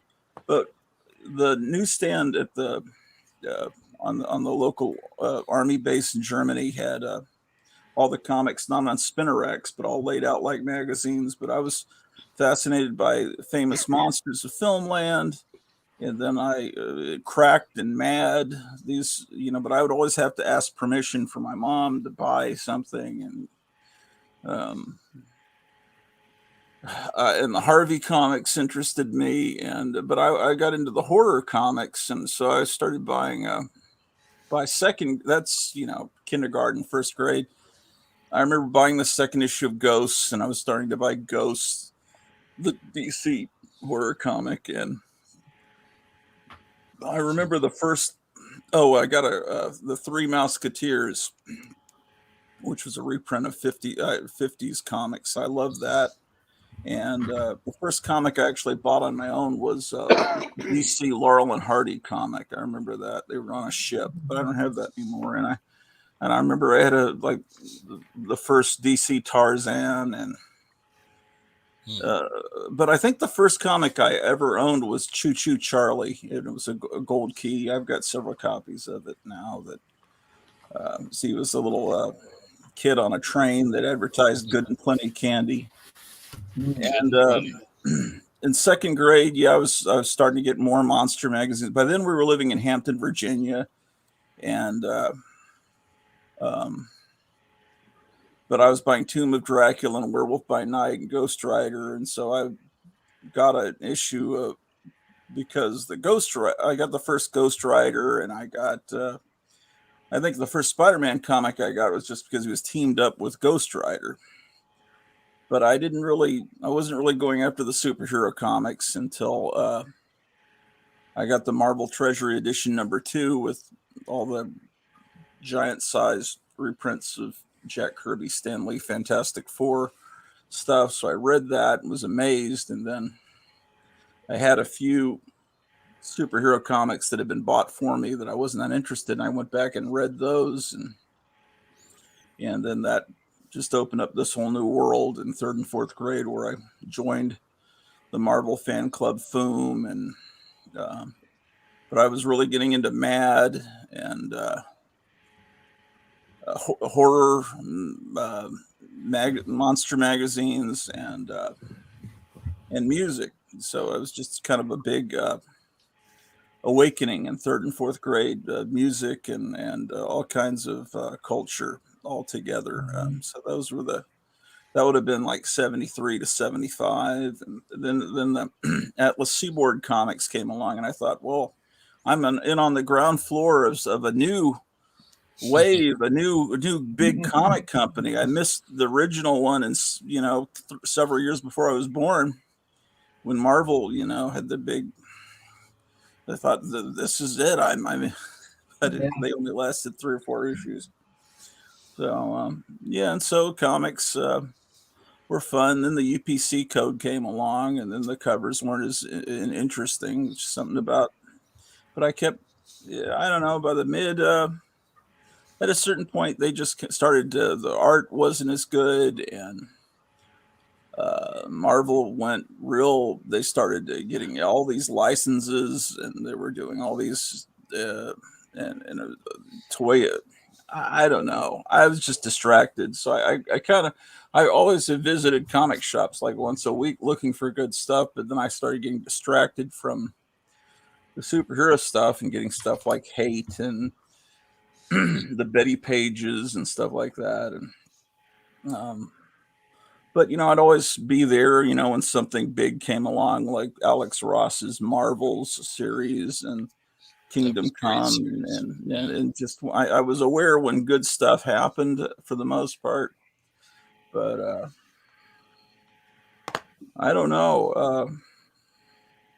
And then I was just thrilled to see Superman kissing some blue-haired guy last night when the comics were opened up, and a full page. It used to be a full page panel. It was like when Galactus first appeared, something monumental happened. Now it's because someone's kissing a guy with blue hair.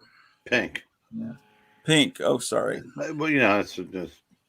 And then there's another comic called Robins, where Dick Grayson's there wearing like a pair of panties or something, like looking seductively at the. And then flip it open another comic, and Harley and Ivy are kissing. It's just like, wow. That was Batman. They That was put that in the flagship today. Yeah. What that was in the Batman comic? I don't Batman know. 117 full page. Oh, Marlon that Ivy. was. I Yeah. know I was flipping through something where they were. It's like, and then I saw that there was a Vampirella Christmas special. It looks like Santa Claus gets killed, so she has to get on the sleigh and deliver the presents. Oh, you got your indies because we're not getting ours till Friday. Apparently, someone got one of the distributors got a ransomware attack. Oh yeah, it was Jeppy. That was. I thought that was last week. Maybe it's carried over, but yeah, we got our DC and Marvel, and yeah, today was the day that Superman, Son of Kal-El #5, the one you were talking about with Les Kids. Not one person was there for it today. Oh. I don't know if we ended up selling any or not, but I mean, yeah, this is gonna be the biggest thing since the death of Superman. They're gonna be lined up around the block. Yeah. I have. Well, so there was, I think the ransomware happened last week, and it affected Diamond, and so some people didn't get their independent or Marvels last week, if they were still getting Marvels through Diamond. But and then the independents came on Saturday, but everything just came on schedule this week. It was just so yeah, there was just usual independent kind of stuff. I actually bought a new comic. It was some Fantastic Four comic where they're adapting old stories, and it looks like a new artist takes over every 2 pages. And I shouldn't have done it, but I did it. So, and I've just been every day. It's like Groundhog's Day. I don't know. And I realized a couple weeks have passed, and every day I listen to the trial through headphones while I'm bagging comics, and through this YouTube page, Rekata Law, or I think it's Rekata. Yeah. You know what I'm talking? Apparently, that's like the cool way to watch a trial now. Is it's like what we're doing, except they got like 6 or 7 lawyers, and they're all really cool lawyers, and they're all commenting as they watch the trial live. It's fascinating. It's far better than court TV ever was. So yeah, Rakita used to do stuff with Ethan, and about 3 or 4 years ago, Englentine and a friend of his got into a debate with Ethan and John Malin, and Rakita was the supposed impartial observer. mm-hmm. He wasn't impartial. Well, I can tell he's a comic book guy from references he'll make, Yeah. and Yeah, they were talking. That night turned into a pile on Englentine fest. So it took a while to not have a little bit of. He was on Van Sciver's side against England. Oh yeah. So were they friends at one time? Because weren't they part of the original founding of that movement? Yeah, and there's no real hard feelings now. It's just at the time, it's just they just kind of dogpiled on. And they were arguing from 2 different perspectives. I mean, that was kind of the disconnect.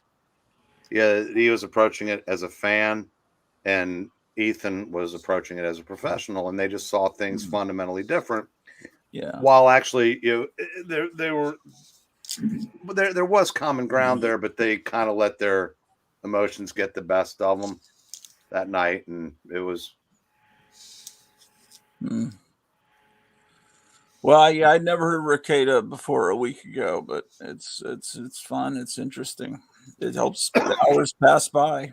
His channel's gotten huge. Yeah, he's getting like higher numbers than Fox News and all these other people combined, and then YouTube is like knocking his subscribers down and then stopping his feed saying copywritten material detected because he's streaming PBS, which we pay for. And then they fixed it, but when they cut his feed for 7 minutes, he went from 80,000 viewers to 30,000 viewers, which is what they were trying to do, is knock his Imagine numbers. that. Yeah. So. Yeah, God, this night I think it was actually even on, might have even been on his channel, and it was just like several hundred people. I mean, I said he has grown. Yeah. I don't know. I'll be right back. I gotta take something out of the freezer before it explodes. That's my wife likes to get drinks cold quickly in the freezer, and then she forget about it. Yeah. It's a mess. I've lost many a can of Dr. Pepper that way. Yeah. Yep. Dr. Pepper is buried in Rural Retreat, Virginia. Yeah. I think I told that story about 15 times. Oh boy. So yeah. So I don't know. Comics are wonderful, or they were wonderful. Yeah. But luckily, there's still plenty of the old ones out there. Yeah. And, If it wasn't for old comics, yeah. And they still are. They're still readable when the electricity shut off, and there's and electronics don't work. They're still there. Mm-hmm.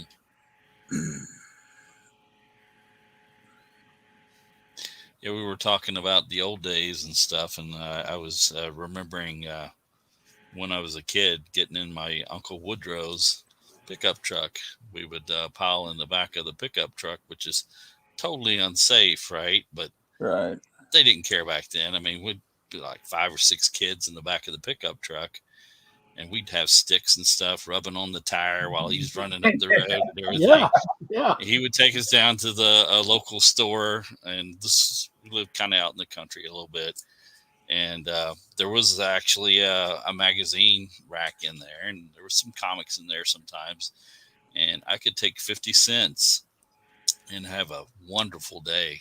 yeah. And I mean, that was my allowance, really. I think back then for the week was like 50 cents or something. Maybe it was $1, but I mean, it wasn't much. But 50 cents, you could go into the little market there, and you could get a soda for 25 cents, candy bar for a dime, and a comic book for 15 cents. So that was a wonderful day. Yeah.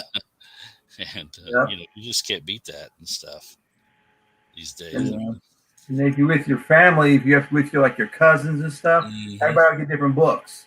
Then you're like clean them off, and so everyone's got something different, and it was great. It was great. Yeah, I had some friends in 3rd grade. We formed a comic book company, and we draw our own comic books. Oh, that's cool. Make reference to each other's comics, and the characters would appear in each other's comics. Oh, that's neat. You just draw them on notebook paper. And,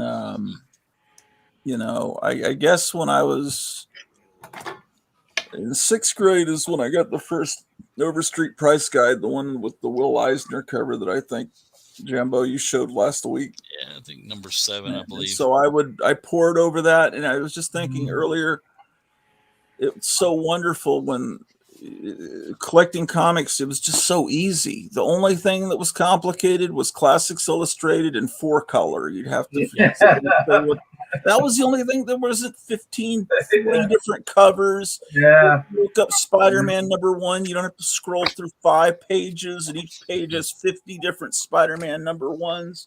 Yeah. It's like there was just one Spider-Man #1, period. Mm-hmm. And then there was the Peter Parker, the Spectacular Spider-Man, but that wasn't Spider-Man. Right. And this was like, and so,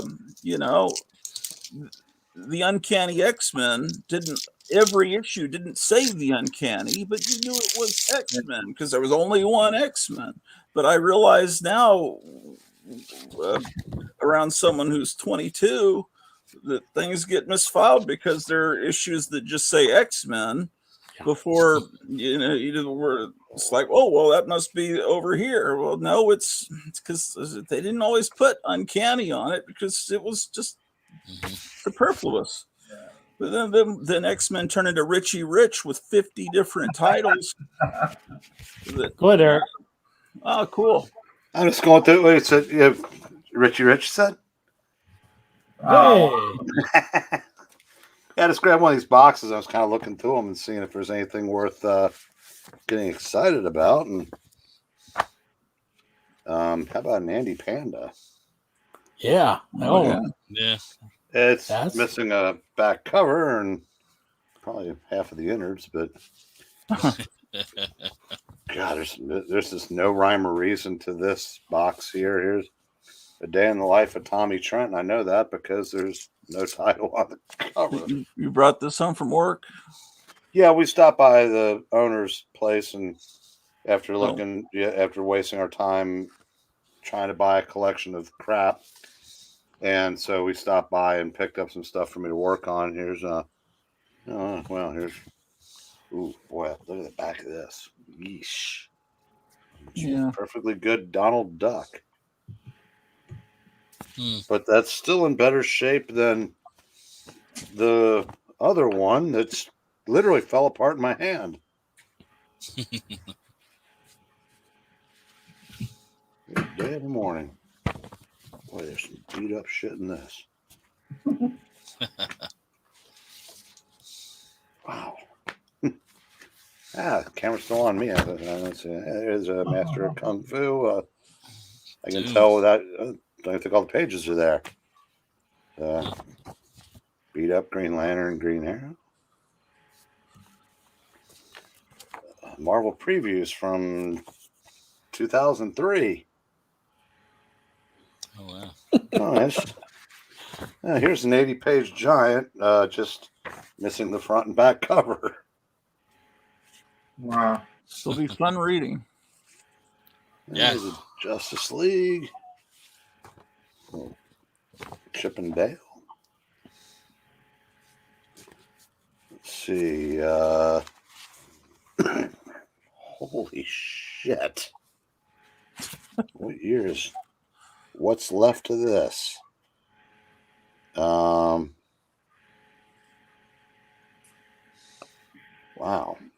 This is volume 4, issue 2 of Walt Disney Comics and Stories.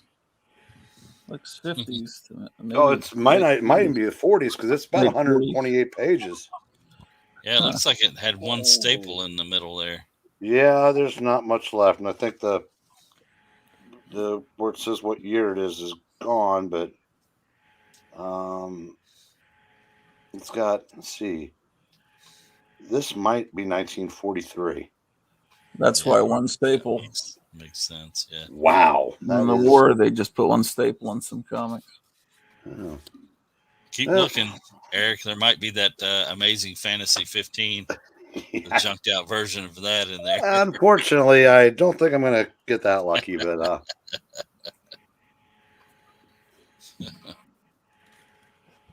people are arguing about the best Stooge in the chat. I liked Curly and Shemp. Yeah. I think Anthony's right. They both had their own appeal. Yeah, people into rock and roll and punk tend to favor Shemp. I think the wild hair and the crazy hair, yeah. Every time Mo would slap him, it would be in his face. So,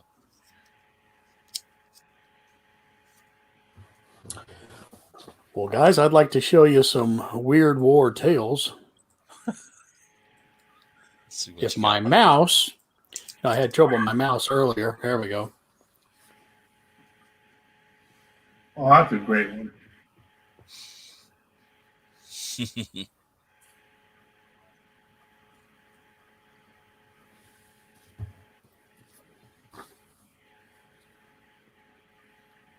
Oh, yeah. Weird War is the only comic I ever remember my father picking up and reading. I thought that's odd that my father, who's so serious, is reading this book about voodoo. My my favorite cover. Well, somebody decided to put a 118 right there on the moon. I don't know why, but this is Luis Dominguez.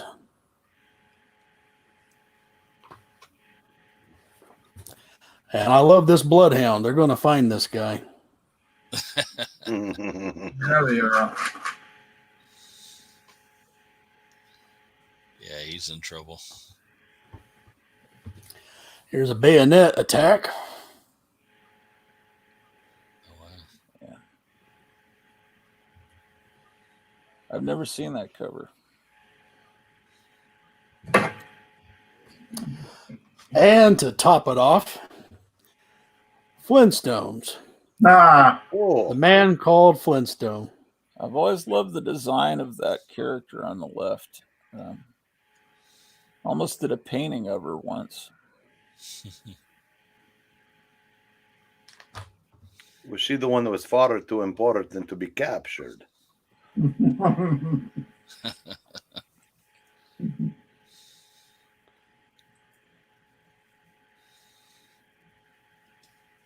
I'd sell it. Yeah, I'd sell it. Sell it in a heartbeat. I have no desire for any Spider-Man comics. I'm not a big Spider-Man guy. I would sell it in a heartbeat. Yep.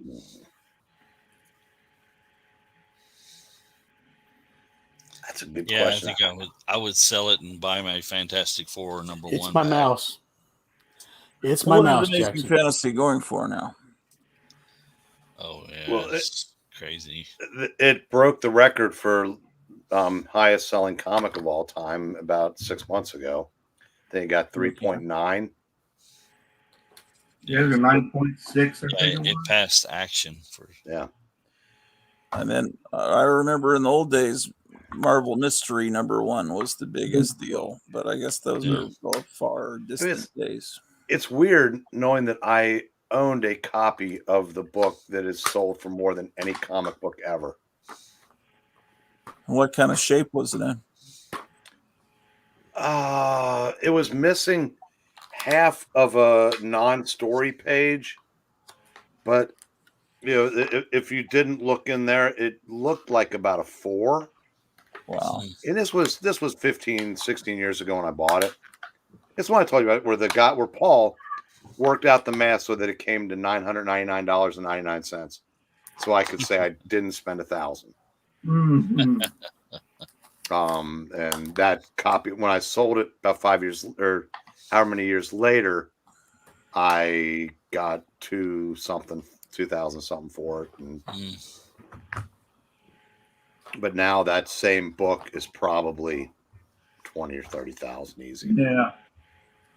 Well, I always loved Spider-Man. I love the Steve Ditko and John Romita years, and it seems like in the 80s, I don't know, the art just wasn't as good. And then I missed the Venom and all of that Carnage stuff. And to me, which was milked for all it was worth. And I'm sort of like Sam Raimi. I don't understand that character because I never read it. It was after my time. And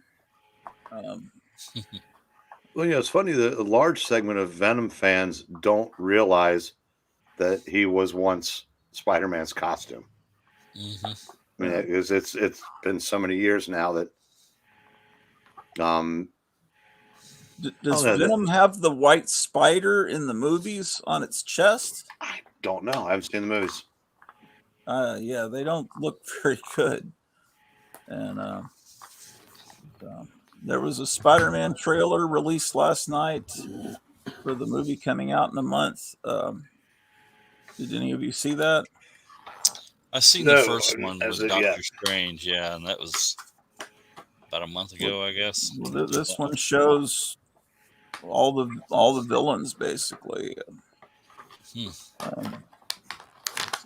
They're going to do the Sinister Six then? Is that what they're working on? Well, Apparently, there's the villains from the Sam Raimi movies have found their way over into the Marvel universe. Well, And in the other movies, because they've got the Lizard and Electro, and oh, that's right. Yeah, the Andrew Garfield ones too. I don't think they. I'm not sure if they show the Green Goblin or just his pumpkin bomb. They show a lot of Dr. Octopus. Apparently, it is Willem Dafoe's voice.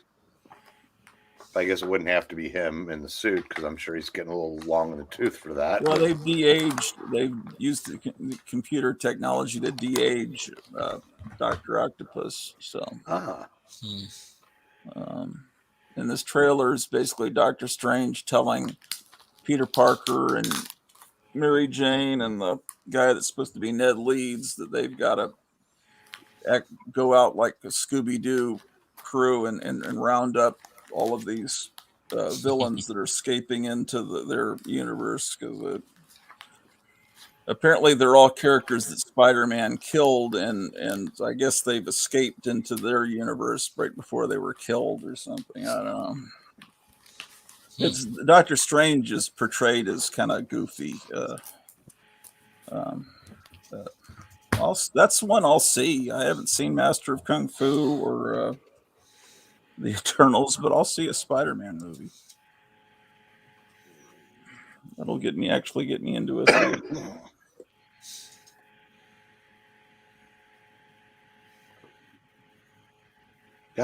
I think the second Spider-Man movie might have been the last time I've been in the theater. The second of the new, yeah. Yeah, because I'm trying to remember right. It seems like we went to see 1917, the World War I movie. That was right before all this stuff happened.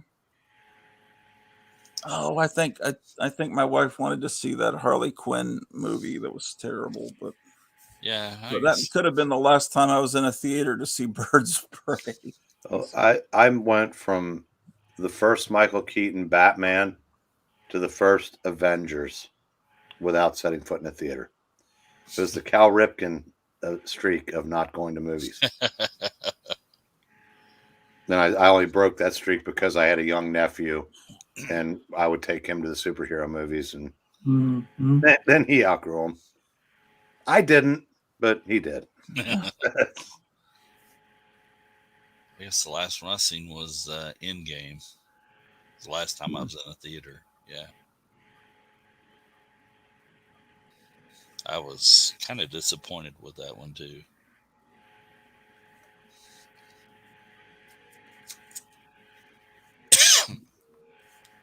Yeah, the first one came off pretty good, but yeah, Endgame was disappointing.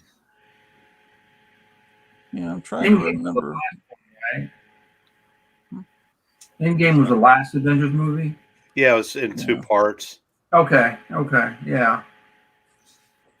But if nothing else, I look at it, given some of our ages, I don't know about you guys, but I never thought we'd see anything like this. No.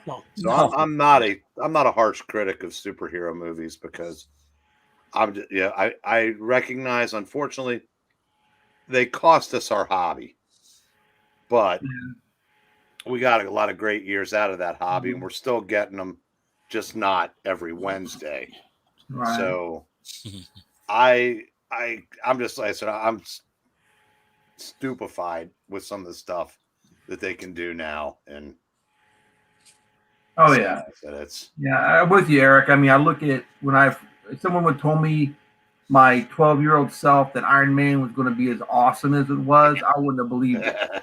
When I first saw him and flying around with those jets and outrunning jets and just doing, I was like, that's Iron Man. I mean, they nailed it. And I still get chills thinking about it. You're right, Eric. Or that when you were watching Nicholas Hammond playing Spider-Man when you were 11 or whatever age when that came out, if someone told you someday there'll be a movie with all the Marvel heroes running at it's like, and then it's like, well, that one's kind of disappointing as far as we're talking about Endgame. It would have blown your mind when you were 11 and Nicholas Hammond was Spider-Man. It's like, can you imagine? I mean, really, Eric's right. We're getting spoiled. I mean, yeah, they do some shitty.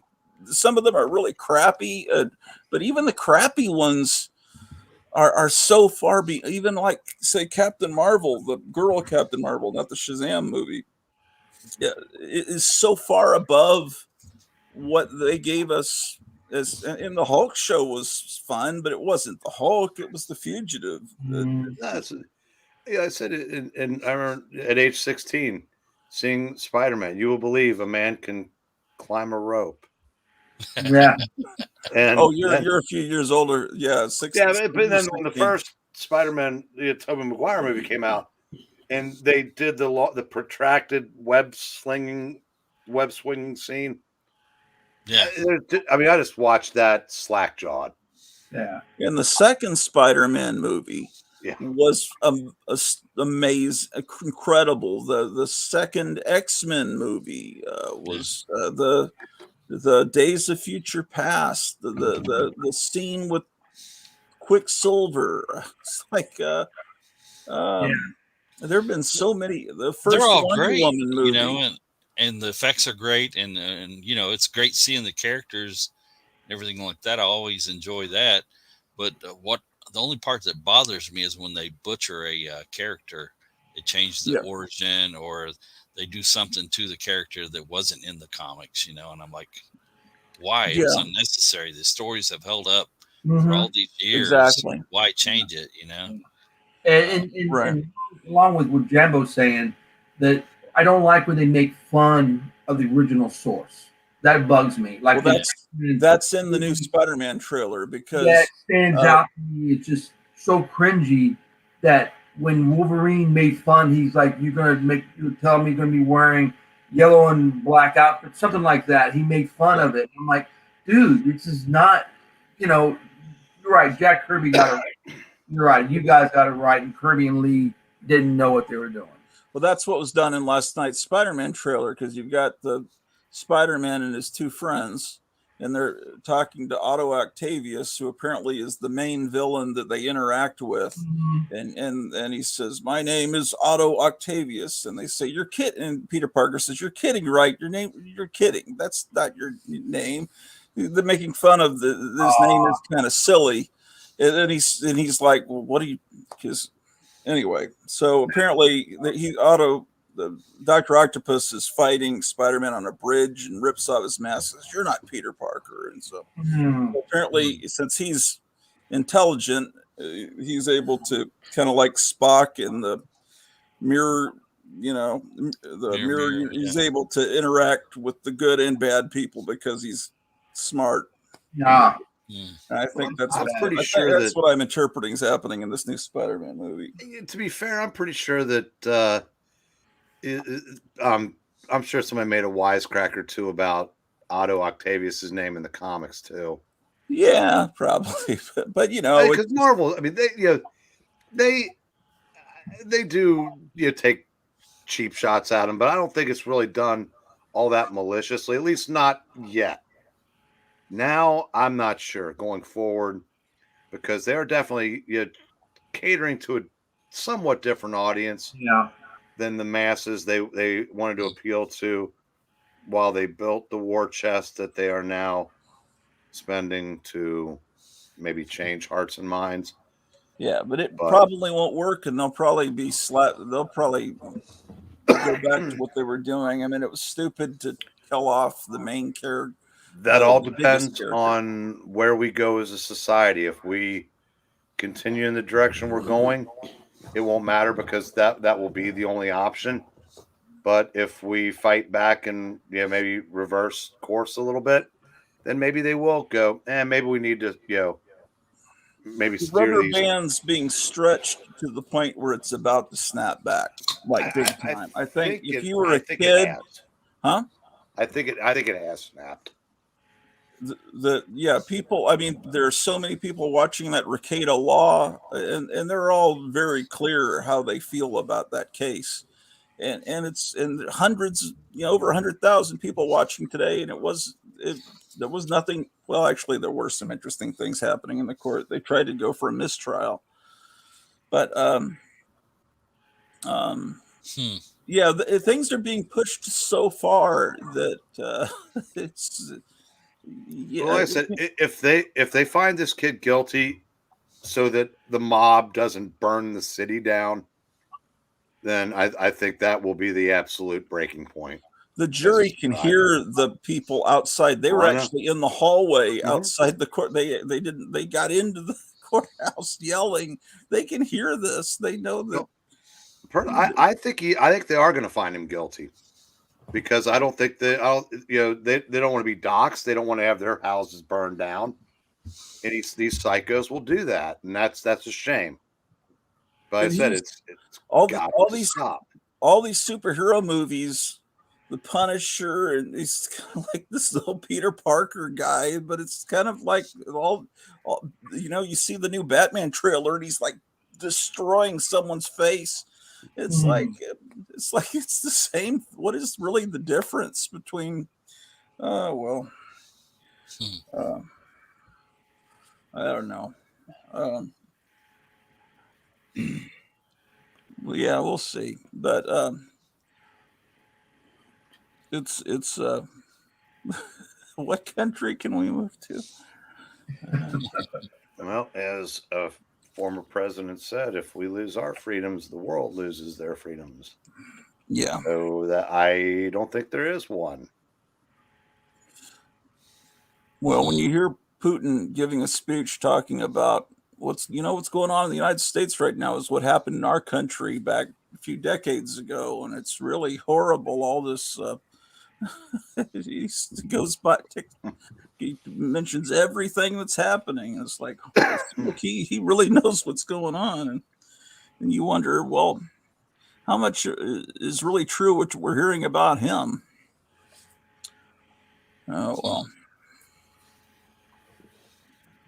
But there's always Superman, son of Kal-El.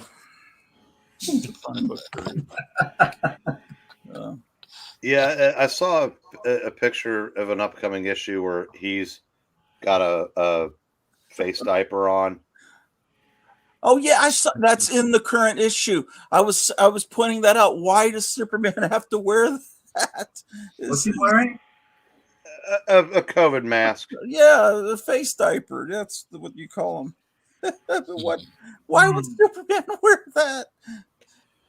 Because there is no Earth B. Remember? That's what the little slacktivist had on his sign. Yeah, this is the cover of this is a cover, a DC cover. That's Dick Grayson, right? And this is the cover of Superman, son of Kal-El. Like that. Seriously, I mean, there's 3 covers, but that's one of them, and that's a full page in the book. This horrible thing. I had to take pictures. I couldn't believe what I was seeing. Yeah. No comment. I'm just thinking that, hey, if they want a character that's gay, I mean, make a gay character. Well, they're not going to do that, and they explain why they won't. Because if they create a gay character, Entertainment Weekly is not going to give him a paragraph. Salon's not going to gush over him. The Mary Sue's not going to, get wet. Because we can't write good stories anymore, so we have to just butcher and bring down things from the past. Well, they say technically we've created a new character. He's not Superman, but why are you calling him Superman? And the average idiot doesn't. They think that's Superman. They don't know that he's the son of. It's like, and exactly how did Superman have a kid that's like 18 or 17? Okay. What? And he still looks the same age. Lois Lane is how old is she now? When did that? Okay, they just grow in a lab or something. After Rebirth, during the New 52, when they split off all these universes, Lois and Clark fled to a different Earth. Had Jonathan. And time moved differently there. So when they came back to this Earth, or whatever one it was, he was 10. And he was a 10-year-old kid with superpowers, but he acted like a kid. In fact, you ever want to read one of the greatest Superman stories you'll ever read?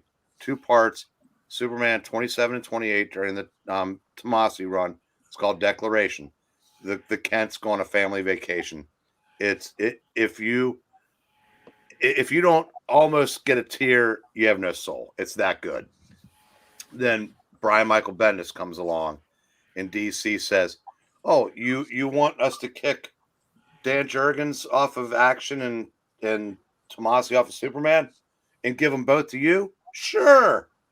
And the first thing he does is turn Lois into a ball-busting fascist, and she has the son go off with Jor-El to some battle world or whatever, and he comes back 8 years older. So he could make him the leader of the Legion. And we find out that this Superboy is much better than Superman ever was. So it's, again, I've realized it's, we had our time. It's their time now. If that's what they want, great. I don't think anybody does. I mean, the people that say they want it don't support that stuff. But I said we're not getting our characters back. I mean, that's just reality. So, well, in a whole lifetime, I could never buy all the old Superman comics. Mm-hmm. There's still hundreds and thousands of them out there where I can just keep buying the old ones. But I guess there's a precedent for that as far as, I mean, Superman's based on John Carter to a certain degree, and on Mars basically you age to about age 30, and then you live for 1,000 years and you just always look 30. So once your kid grows up, he looks the same age as you, and your grandfather looks about 30, and everyone just stays that age until they get super old. And the way Edgar Rice Burroughs did it in those Barsoom books. I mean, Gratz, I don't know if you go on Donalon's website ever, but we could be immortal and not read our way out of the stuff he's coming up with. I kind of like it's like it's too much. It's like I just want to know what he's doing, but I know I need to get those early famous monsters that you got, and I know there's just I just can't do it. Right now I'm just working nonstop trying to get the property tax paid, and this, that. I need new tires. I need to get your car fixed. Yeah. I want it's good. Running fine now, and so that was one issue, and and then my wife was selling a gold coin on eBay, and some guy bought it, and then it's like gotten real nasty about it. Well, this isn't brilliant uncirculated. And then she's actually, yes, it is. Here's the documentation that is. Well, then have you looked at it in a microscope? And then have you done this? It's like, well, if you just give me $234, it could be the end of this matter, because it's not the way it was advertised or something. And because basically he got in a bidding war, and he paid little, about $200 too much, and he wants to resell it. And for like $2,500, he won't get enough profit. So he says, well, so he wants to like send it back. So of course that money's already been spent on the new engine for the car. So it's just so eBay, I guess, will decide. But if eBay does give him the ability to send it back, well, then I guess that'll overdraft our bank account. But then I know someone that'll buy it. So that'll solve that. But it's just all this tension, it's like, it's not this eBay idiot. Then it's watching the news and seeing our country fall apart. And it's like, and everywhere I look, I see these stupid dentists blew out my eyes. See these little floaters. It's like, I just feel like, I don't know, been kind of depressed lately.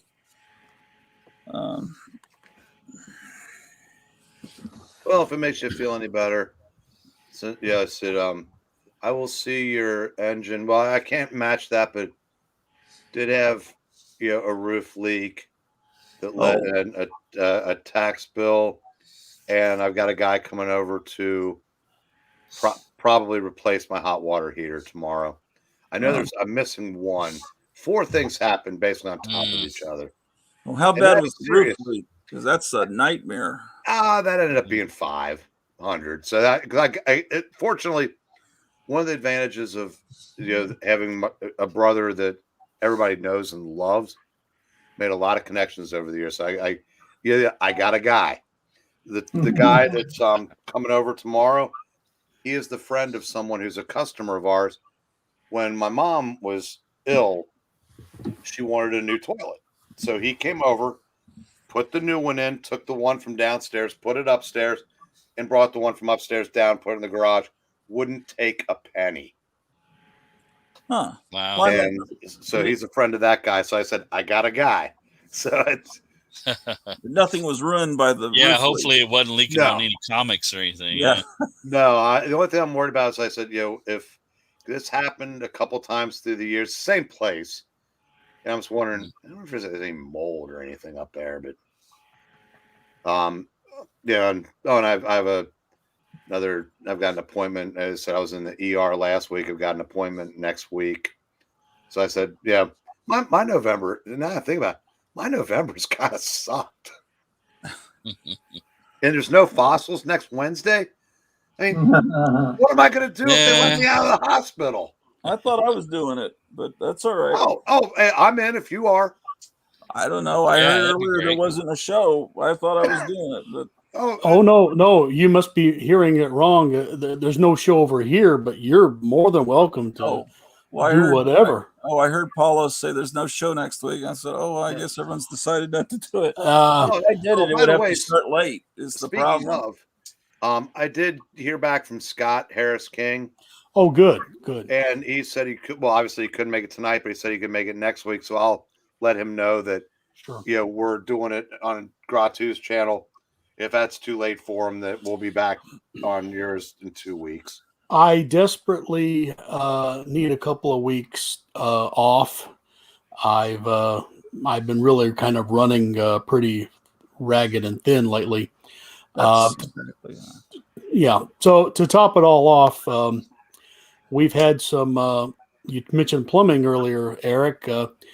About a week ago, we've had some backing up in one of our bathtubs, and we even found some gravel.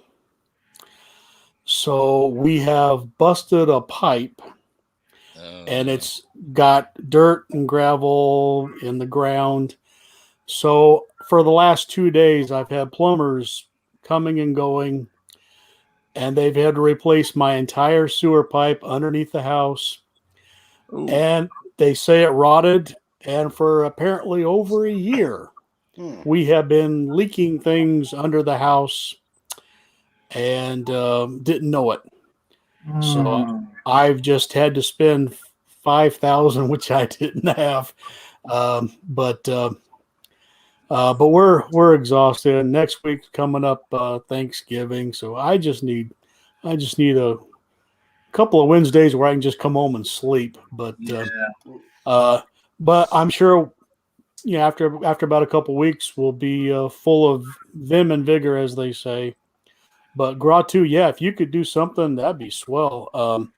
I would hope to catch it and maybe be a spectator, but I just need some time off. But well, I'm sorry to hear about the 5,000, but I hope you saved the 16 cents from the 4th of July to put towards Thanksgiving.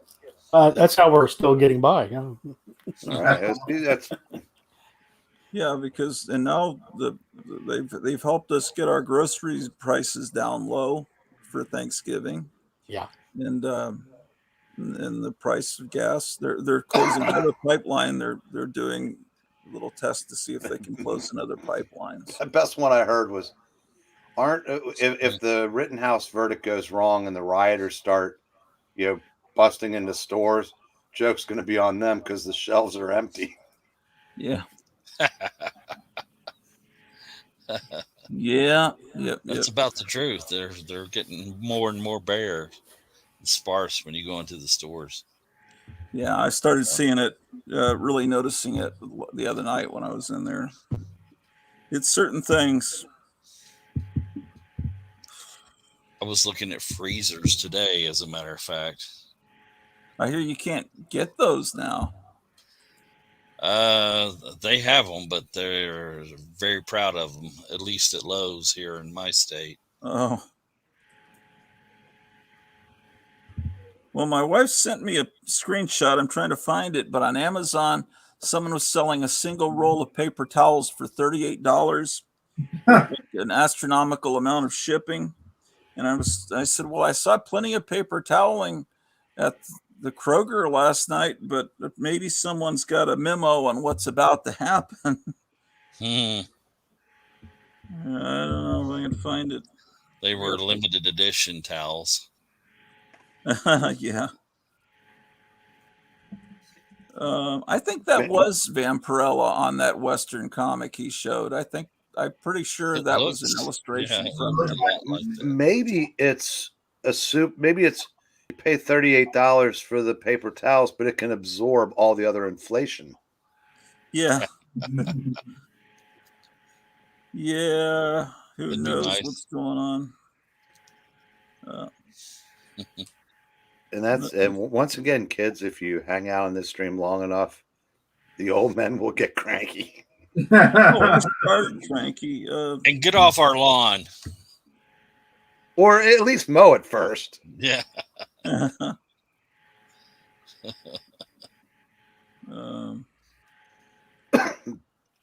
Oh yeah, that's right. I got my Marvel. Yep, got my. This is my new Marvel from the outhouse of ideas. No. Wasn't there Marvel Comics Spider-Man and Hulk toilet paper? Yes. Ask and ye shall receive. Oh, there you go. That was a gift from Eglantine. Man, what a great idea. Something to read while you're in there. Little did they know when they printed that, about 78, that by the 90s that would be the reality of Marvel Comics. Oh, but Marvel toilet paper was much better in the 70s than it is now. Yeah. I wonder if anyone, or is that a story written especially for the toilet paper roll? If I'm not mistaken, yes. And it's never been reprinted in any form. No, it was reprinted in one ply a couple of years later.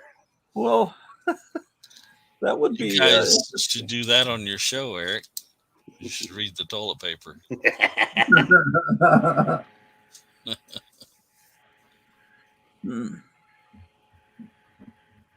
Yeah, we need reprints of the Marvel toilet paper and the Mexican Spider-Man comics where Gwen Stacy lives, translated into English. Speaking of toilet paper, I read a bunch of new comics today because I literally had no work that I could do because we were waiting to go check out this waste of time in that collection. Yeah. And holy crap. I read like 12 books. Amazing Spider-Man was just trash. I mean, $5 and it was, Tumblr artists make fun of the art in that book. And the writer is like this, supposedly this hot new writer, Jeb McKay or whatever his name is. It was awful. And I'd say the only book that I read that I thought, well, I would pay for this was the Long Halloween special, but it was $8. It's like, you've got to be kidding me. So the kids can have it. I'm done. I'm out. I'm not going to make fun of it, but at least except for when I'm here. I noticed there's a comic called Sumerian. Does that mean that Conan is now in public domain? Because some are, yes, like adventures from a certain period of Robert E. Howard, if I'm not mistaken, you can do. But since Marvel has the rights to Conan, you have to You know, because like the Dynamite can do certain John Carter, so it's always Warlord of Mars. They can never say they can't put John Carter on the cover. But is he called John Carter in the book? I think so. I don't know how they get around it. I really don't know how They those call laws Conan, work. Conan and the Sumerian. Do they? Title. Yeah. Well, on the cover, it's just the Sumerian, but Yeah. Right. I don't know if I've they're allowed to never call him looked Conan at it inside or the read book or it, not. yeah. There was a book that I remember seeing in Savage Sword of Conan, and when they had articles in there, and they were talking about a Spanish comic book in the 70s or 60s that adapted the Queen of the Black Coast or whatever storyline of Conan. Mhm. And it was from Spain, and they showed pictures from this comic, which was an unauthorized Robert E. Howard adaptation. And so I've always been interested in that book. Hey, Ash, why don't you come on for a minute and introduce yourself to you're almost a fossil. He comes and goes. He was here way early, I know. and Come then he on, big complained boy. because you weren't here, and then he Plug in took your up. little microphone and come on and say hi. I think you're intimidated by all this knowledge. All this good looks. Yeah. Oh, sure, had to cook dinner. You had to. It doesn't say have to, so come on.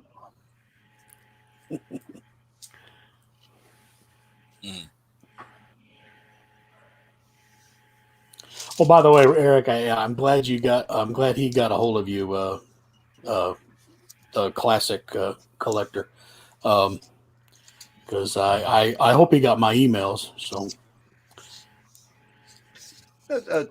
Greg, do you mind throwing the link up there in the chat? oh yeah. So you're talking about the romance guy? Yeah. Is he going to start coming on here? Well, he couldn't make it tonight, but he said he could make it next week. But I said, so I'll let him know. I said, yeah, that it's moved over to yours and it'll be starting a little later. And because I don't know if it's that makes it too late for him or not, but yeah, he at some point he will be on. Okay. Because he was showing some books that he's done that really kind of look really good. Yeah. I'm interested in the comics. Yeah, I think that's fascinating to take some Golden Age comic that it's a lot more interesting than just. I don't want to criticize what Juan Donneland's doing because it's wonderful, but instead of just reproducing something that exists, he continues on and starts the next issue number. Just like, when DC started All-Star Comics and started with the same numbering in 1976, doing that with these Golden Age comics. I think it's Boy Comics. Mm-hmm. He just does the next issue. It's like, wow, that's pretty. Yeah, as long as it's cool. done, as long as it's done in earnest and not as a joke, which he does. Yeah. I think that is really interesting. Yeah, it's cool. So I'd like to get in on purchasing some of those. Yeah, that's why I hope to get him to talk about when he does come on, because I had no idea he did that until last night.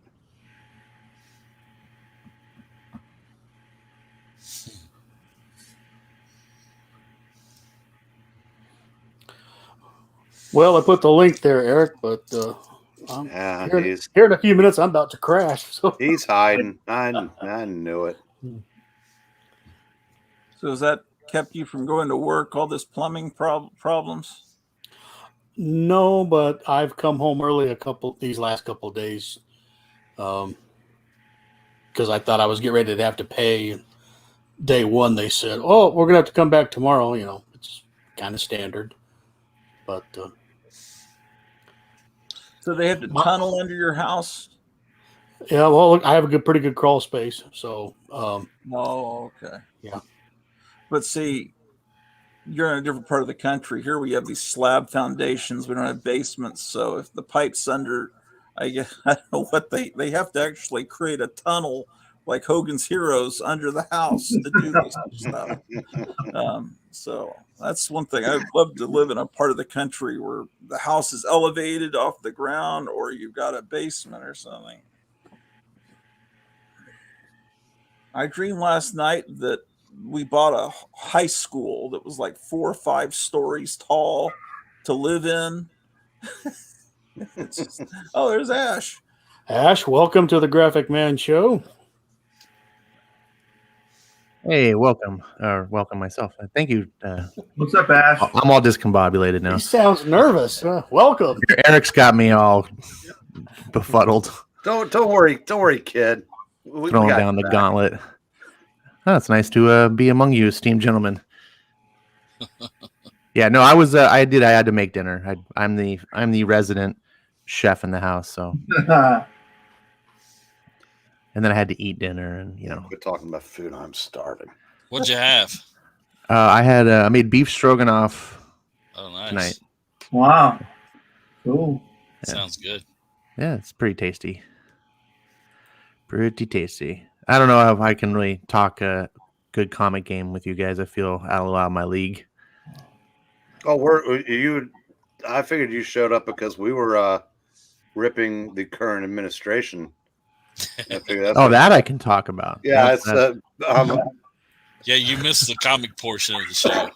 Oh, yeah. I can definitely talk that stuff. I try not to unless it's so because it can be some people are sensitive to that.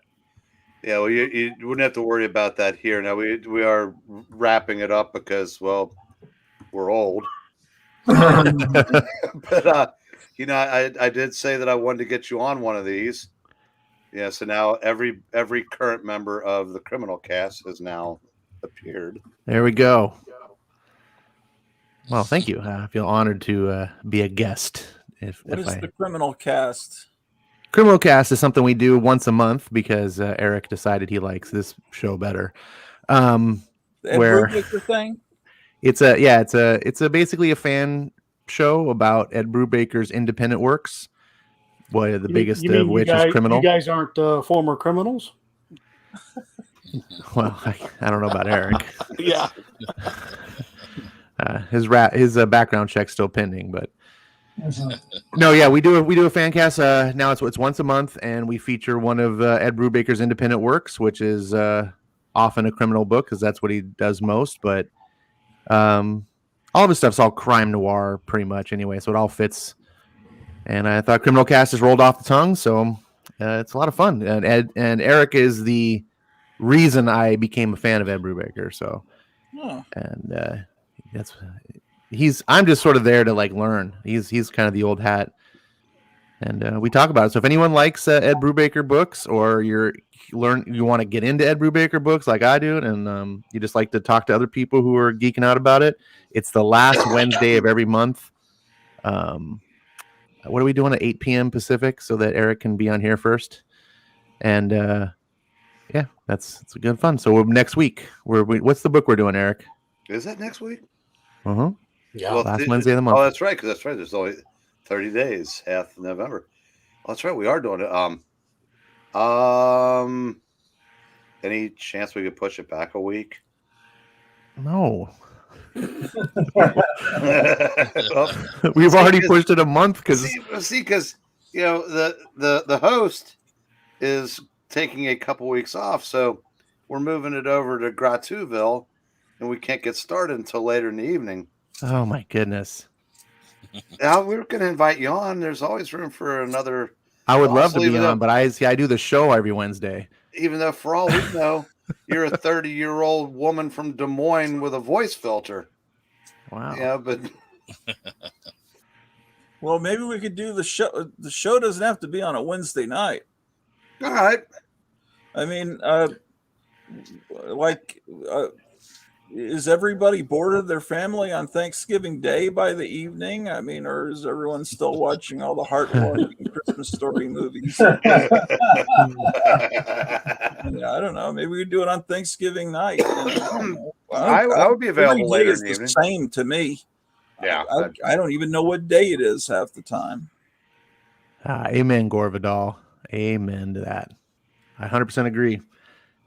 What is he? Is he currently doing anything? Is he currently working on any book? Yes, he's doing a book series called Reckless, and it's a hardcover, all original graphic novels.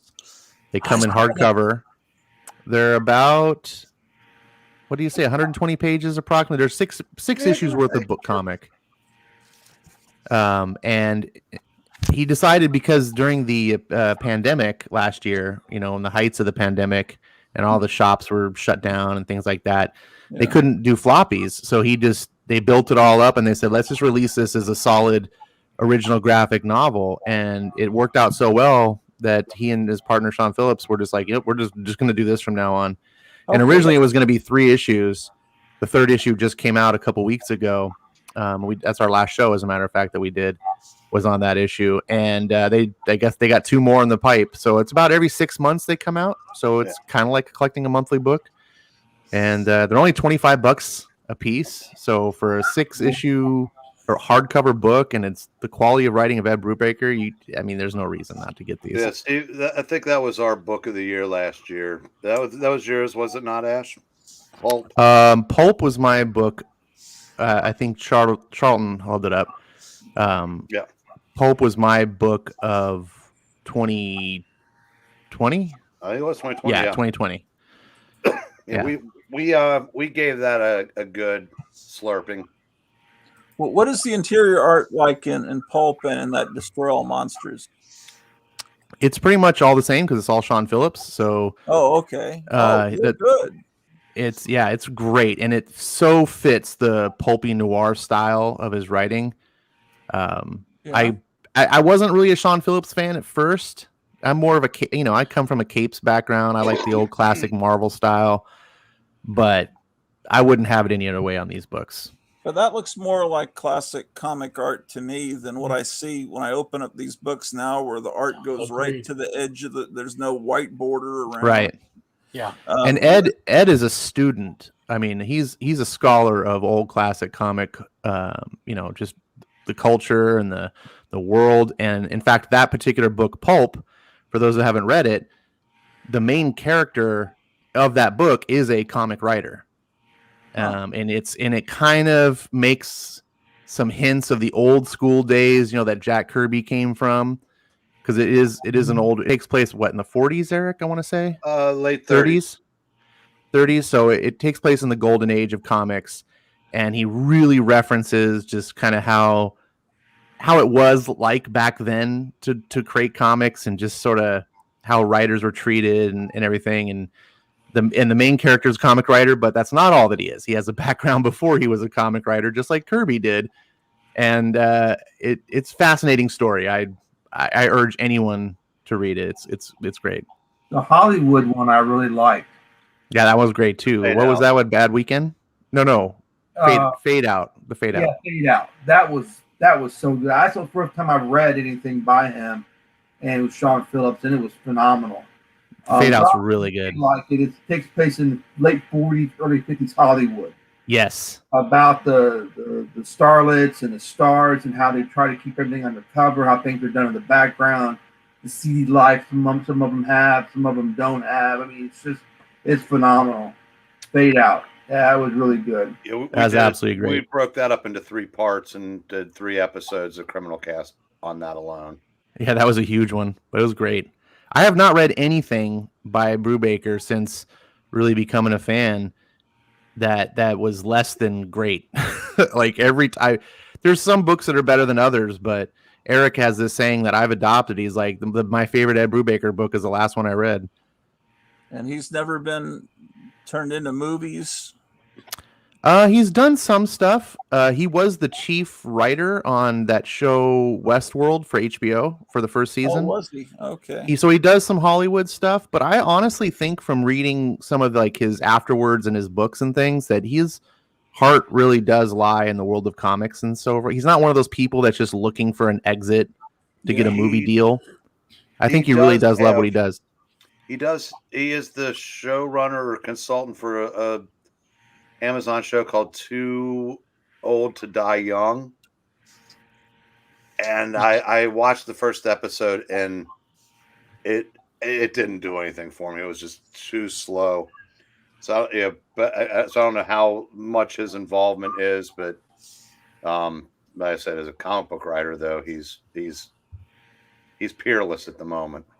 And that new one that you have, Eric, that when did that come out? What, about a month ago, Ash? Yeah, Destroy All Monsters, the third book of Reckless. And the great thing, too, for those who are interested in Ed Brubaker's independent works, all of his, Criminal is like the thing he's done the most of, but he doesn't write like sequentially. Any particular story that you get, you can read them out of order. Like, so for example, the Criminal books, they all take place in the same world. So characters from one story will appear in other stories and things like that. And sometimes at different points in time, like you might see a kid in one book, and then the next story he does, that kid's all grown up. And so it's really fascinating to kind of get to know it. The world is kind of part of a character in his books, but you can pick up anywhere. You can read like the 6th Criminal book, and you don't need to read the first 5. You can read them in any order you want. And the Reckless books are kind of that way too. I mean, there is a chronology that's happening in these books, but if you pick up, and you read book 2 and then you read book 1, it'll all flow together.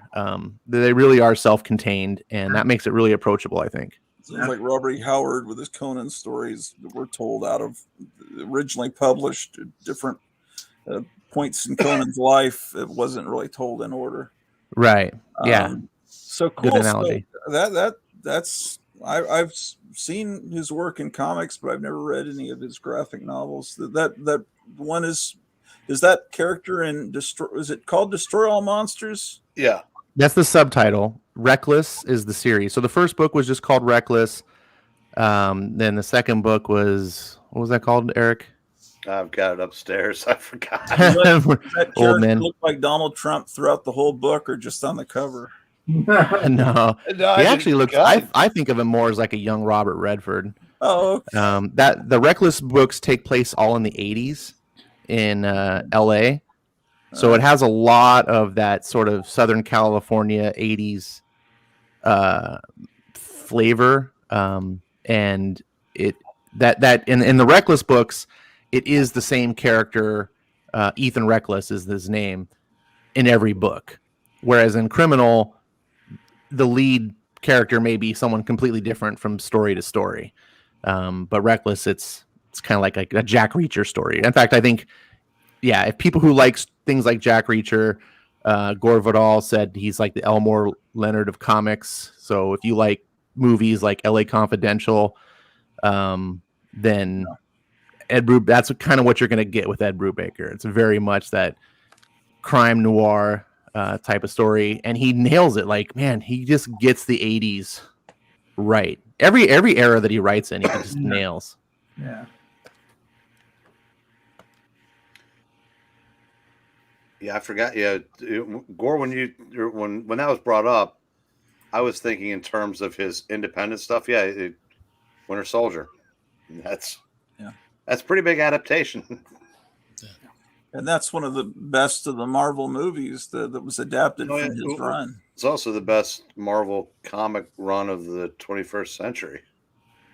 Yeah. So it stands to reason. I mean, I said it's an incredible story that he put together there. Yeah, the Capcom books were my introduction to Brubaker. That's how Eric kind of got me to read. He's like, you got to read this Brubaker Cap. And I was like, right. So I picked up the book like 6 months to finally read it. And then I was like, oh, man, this is great. And then I ended up getting into the independent stuff. And, to be honest, like, I took a while to get into Criminal, too, because I was like, I like to read about heroes. I don't want to read a bunch of low-life. Like, I was like, I like the good guy. That's my cup of tea. And finally, it's like, I'm just going to try this. And I never looked back. Because when something is good, even if it's not what you normally gravitate towards, when something is that good, it transcends and you go, you know what? Normally I wouldn't like this, but this is so phenomenal that you made me like something that I normally wouldn't. Cool. So yeah, anyone who, if you like the Captain America stuff, try some of his independent work. I think he's even better than he is in Marvel. I would agree. And I said his Daredevil was fantastic. His X-Men was great. His Captain America was phenomenal. But his indie stuff, as I said, and as Ash knows, I hate indies. Yeah, that's true. If Eric likes it, it's getting Eric to read an indie is like pulling Eat life cereal. Right. I won't read it. I hate everything.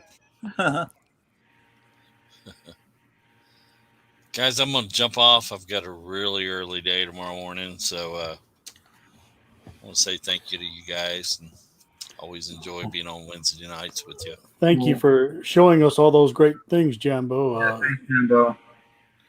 Had a good time. And Yeah, well, good to see you as always. same here, buddy. You guys have a good Jambo. evening, and Gratu, I'll be checking out your channel, and if you guys want to do something next week, then I'll just keep myself updated. I'm going to do a show or two before then. I've got to start doing something. Yeah. All right, guys. You All guys right, have a good week. See you, Michael, we'll Jambo. see you soon, buddy. Take care. Thank you. Appreciate you. See ya. Have a good night. And we've hit the 3-hour mark. Okay. Woo-hoo. So, Ash, you sound great. I've heard you on Ingleton before, but very distant and faint. Like, what's he saying?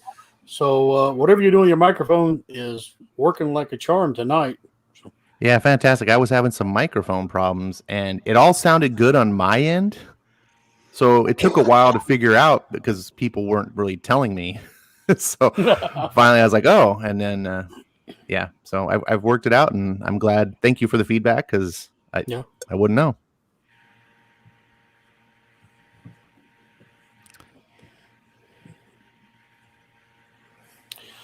Well, anybody have anything else? We'll say good night. Yeah, so yeah, Ash, sorry I couldn't be there for you at the beginning. I said I was a third of a state away at the time. Yeah, I was about to go riot. I was like, I came here to watch some Breen, and there's not here. Yeah. Take the win. I was like, I got to go make Yeah, dinner. what's gonna You show can't. up? I can't watch the whole show. You got to show up at the beginning. Well, there's wait a second. You can't miss a minute of the fossils. What's wrong? Well, unfortunately, normally I have a show at 7, which would have been an hour ago, but it was preempted tonight. So, but that's why I often can't watch you guys because we clash. But Ash, if you don't see the beginning, you miss great stuff like this. So That's true. I did get I guffawed when I saw that. yeah. Oh, that's so. I do like the graphics. Those are awesome. Thank you. So I'm definitely going to have the Justice Society framed. Cool. I see everybody else has, so. Well, I guess I'll pull the plug and thank everybody. Thank you, Gratu, for coming in, and Eric, glad you made it. Ash, it was wonderful to have you on here the first time, and That's great. And Well, Steve, thank you, always a pleasure. Great. Thank you. Thank you for making me feel so welcome and letting me kill the show. Oh, no, it was great. And in the days to come, please check out Gratu. I'm sure he'll have something good.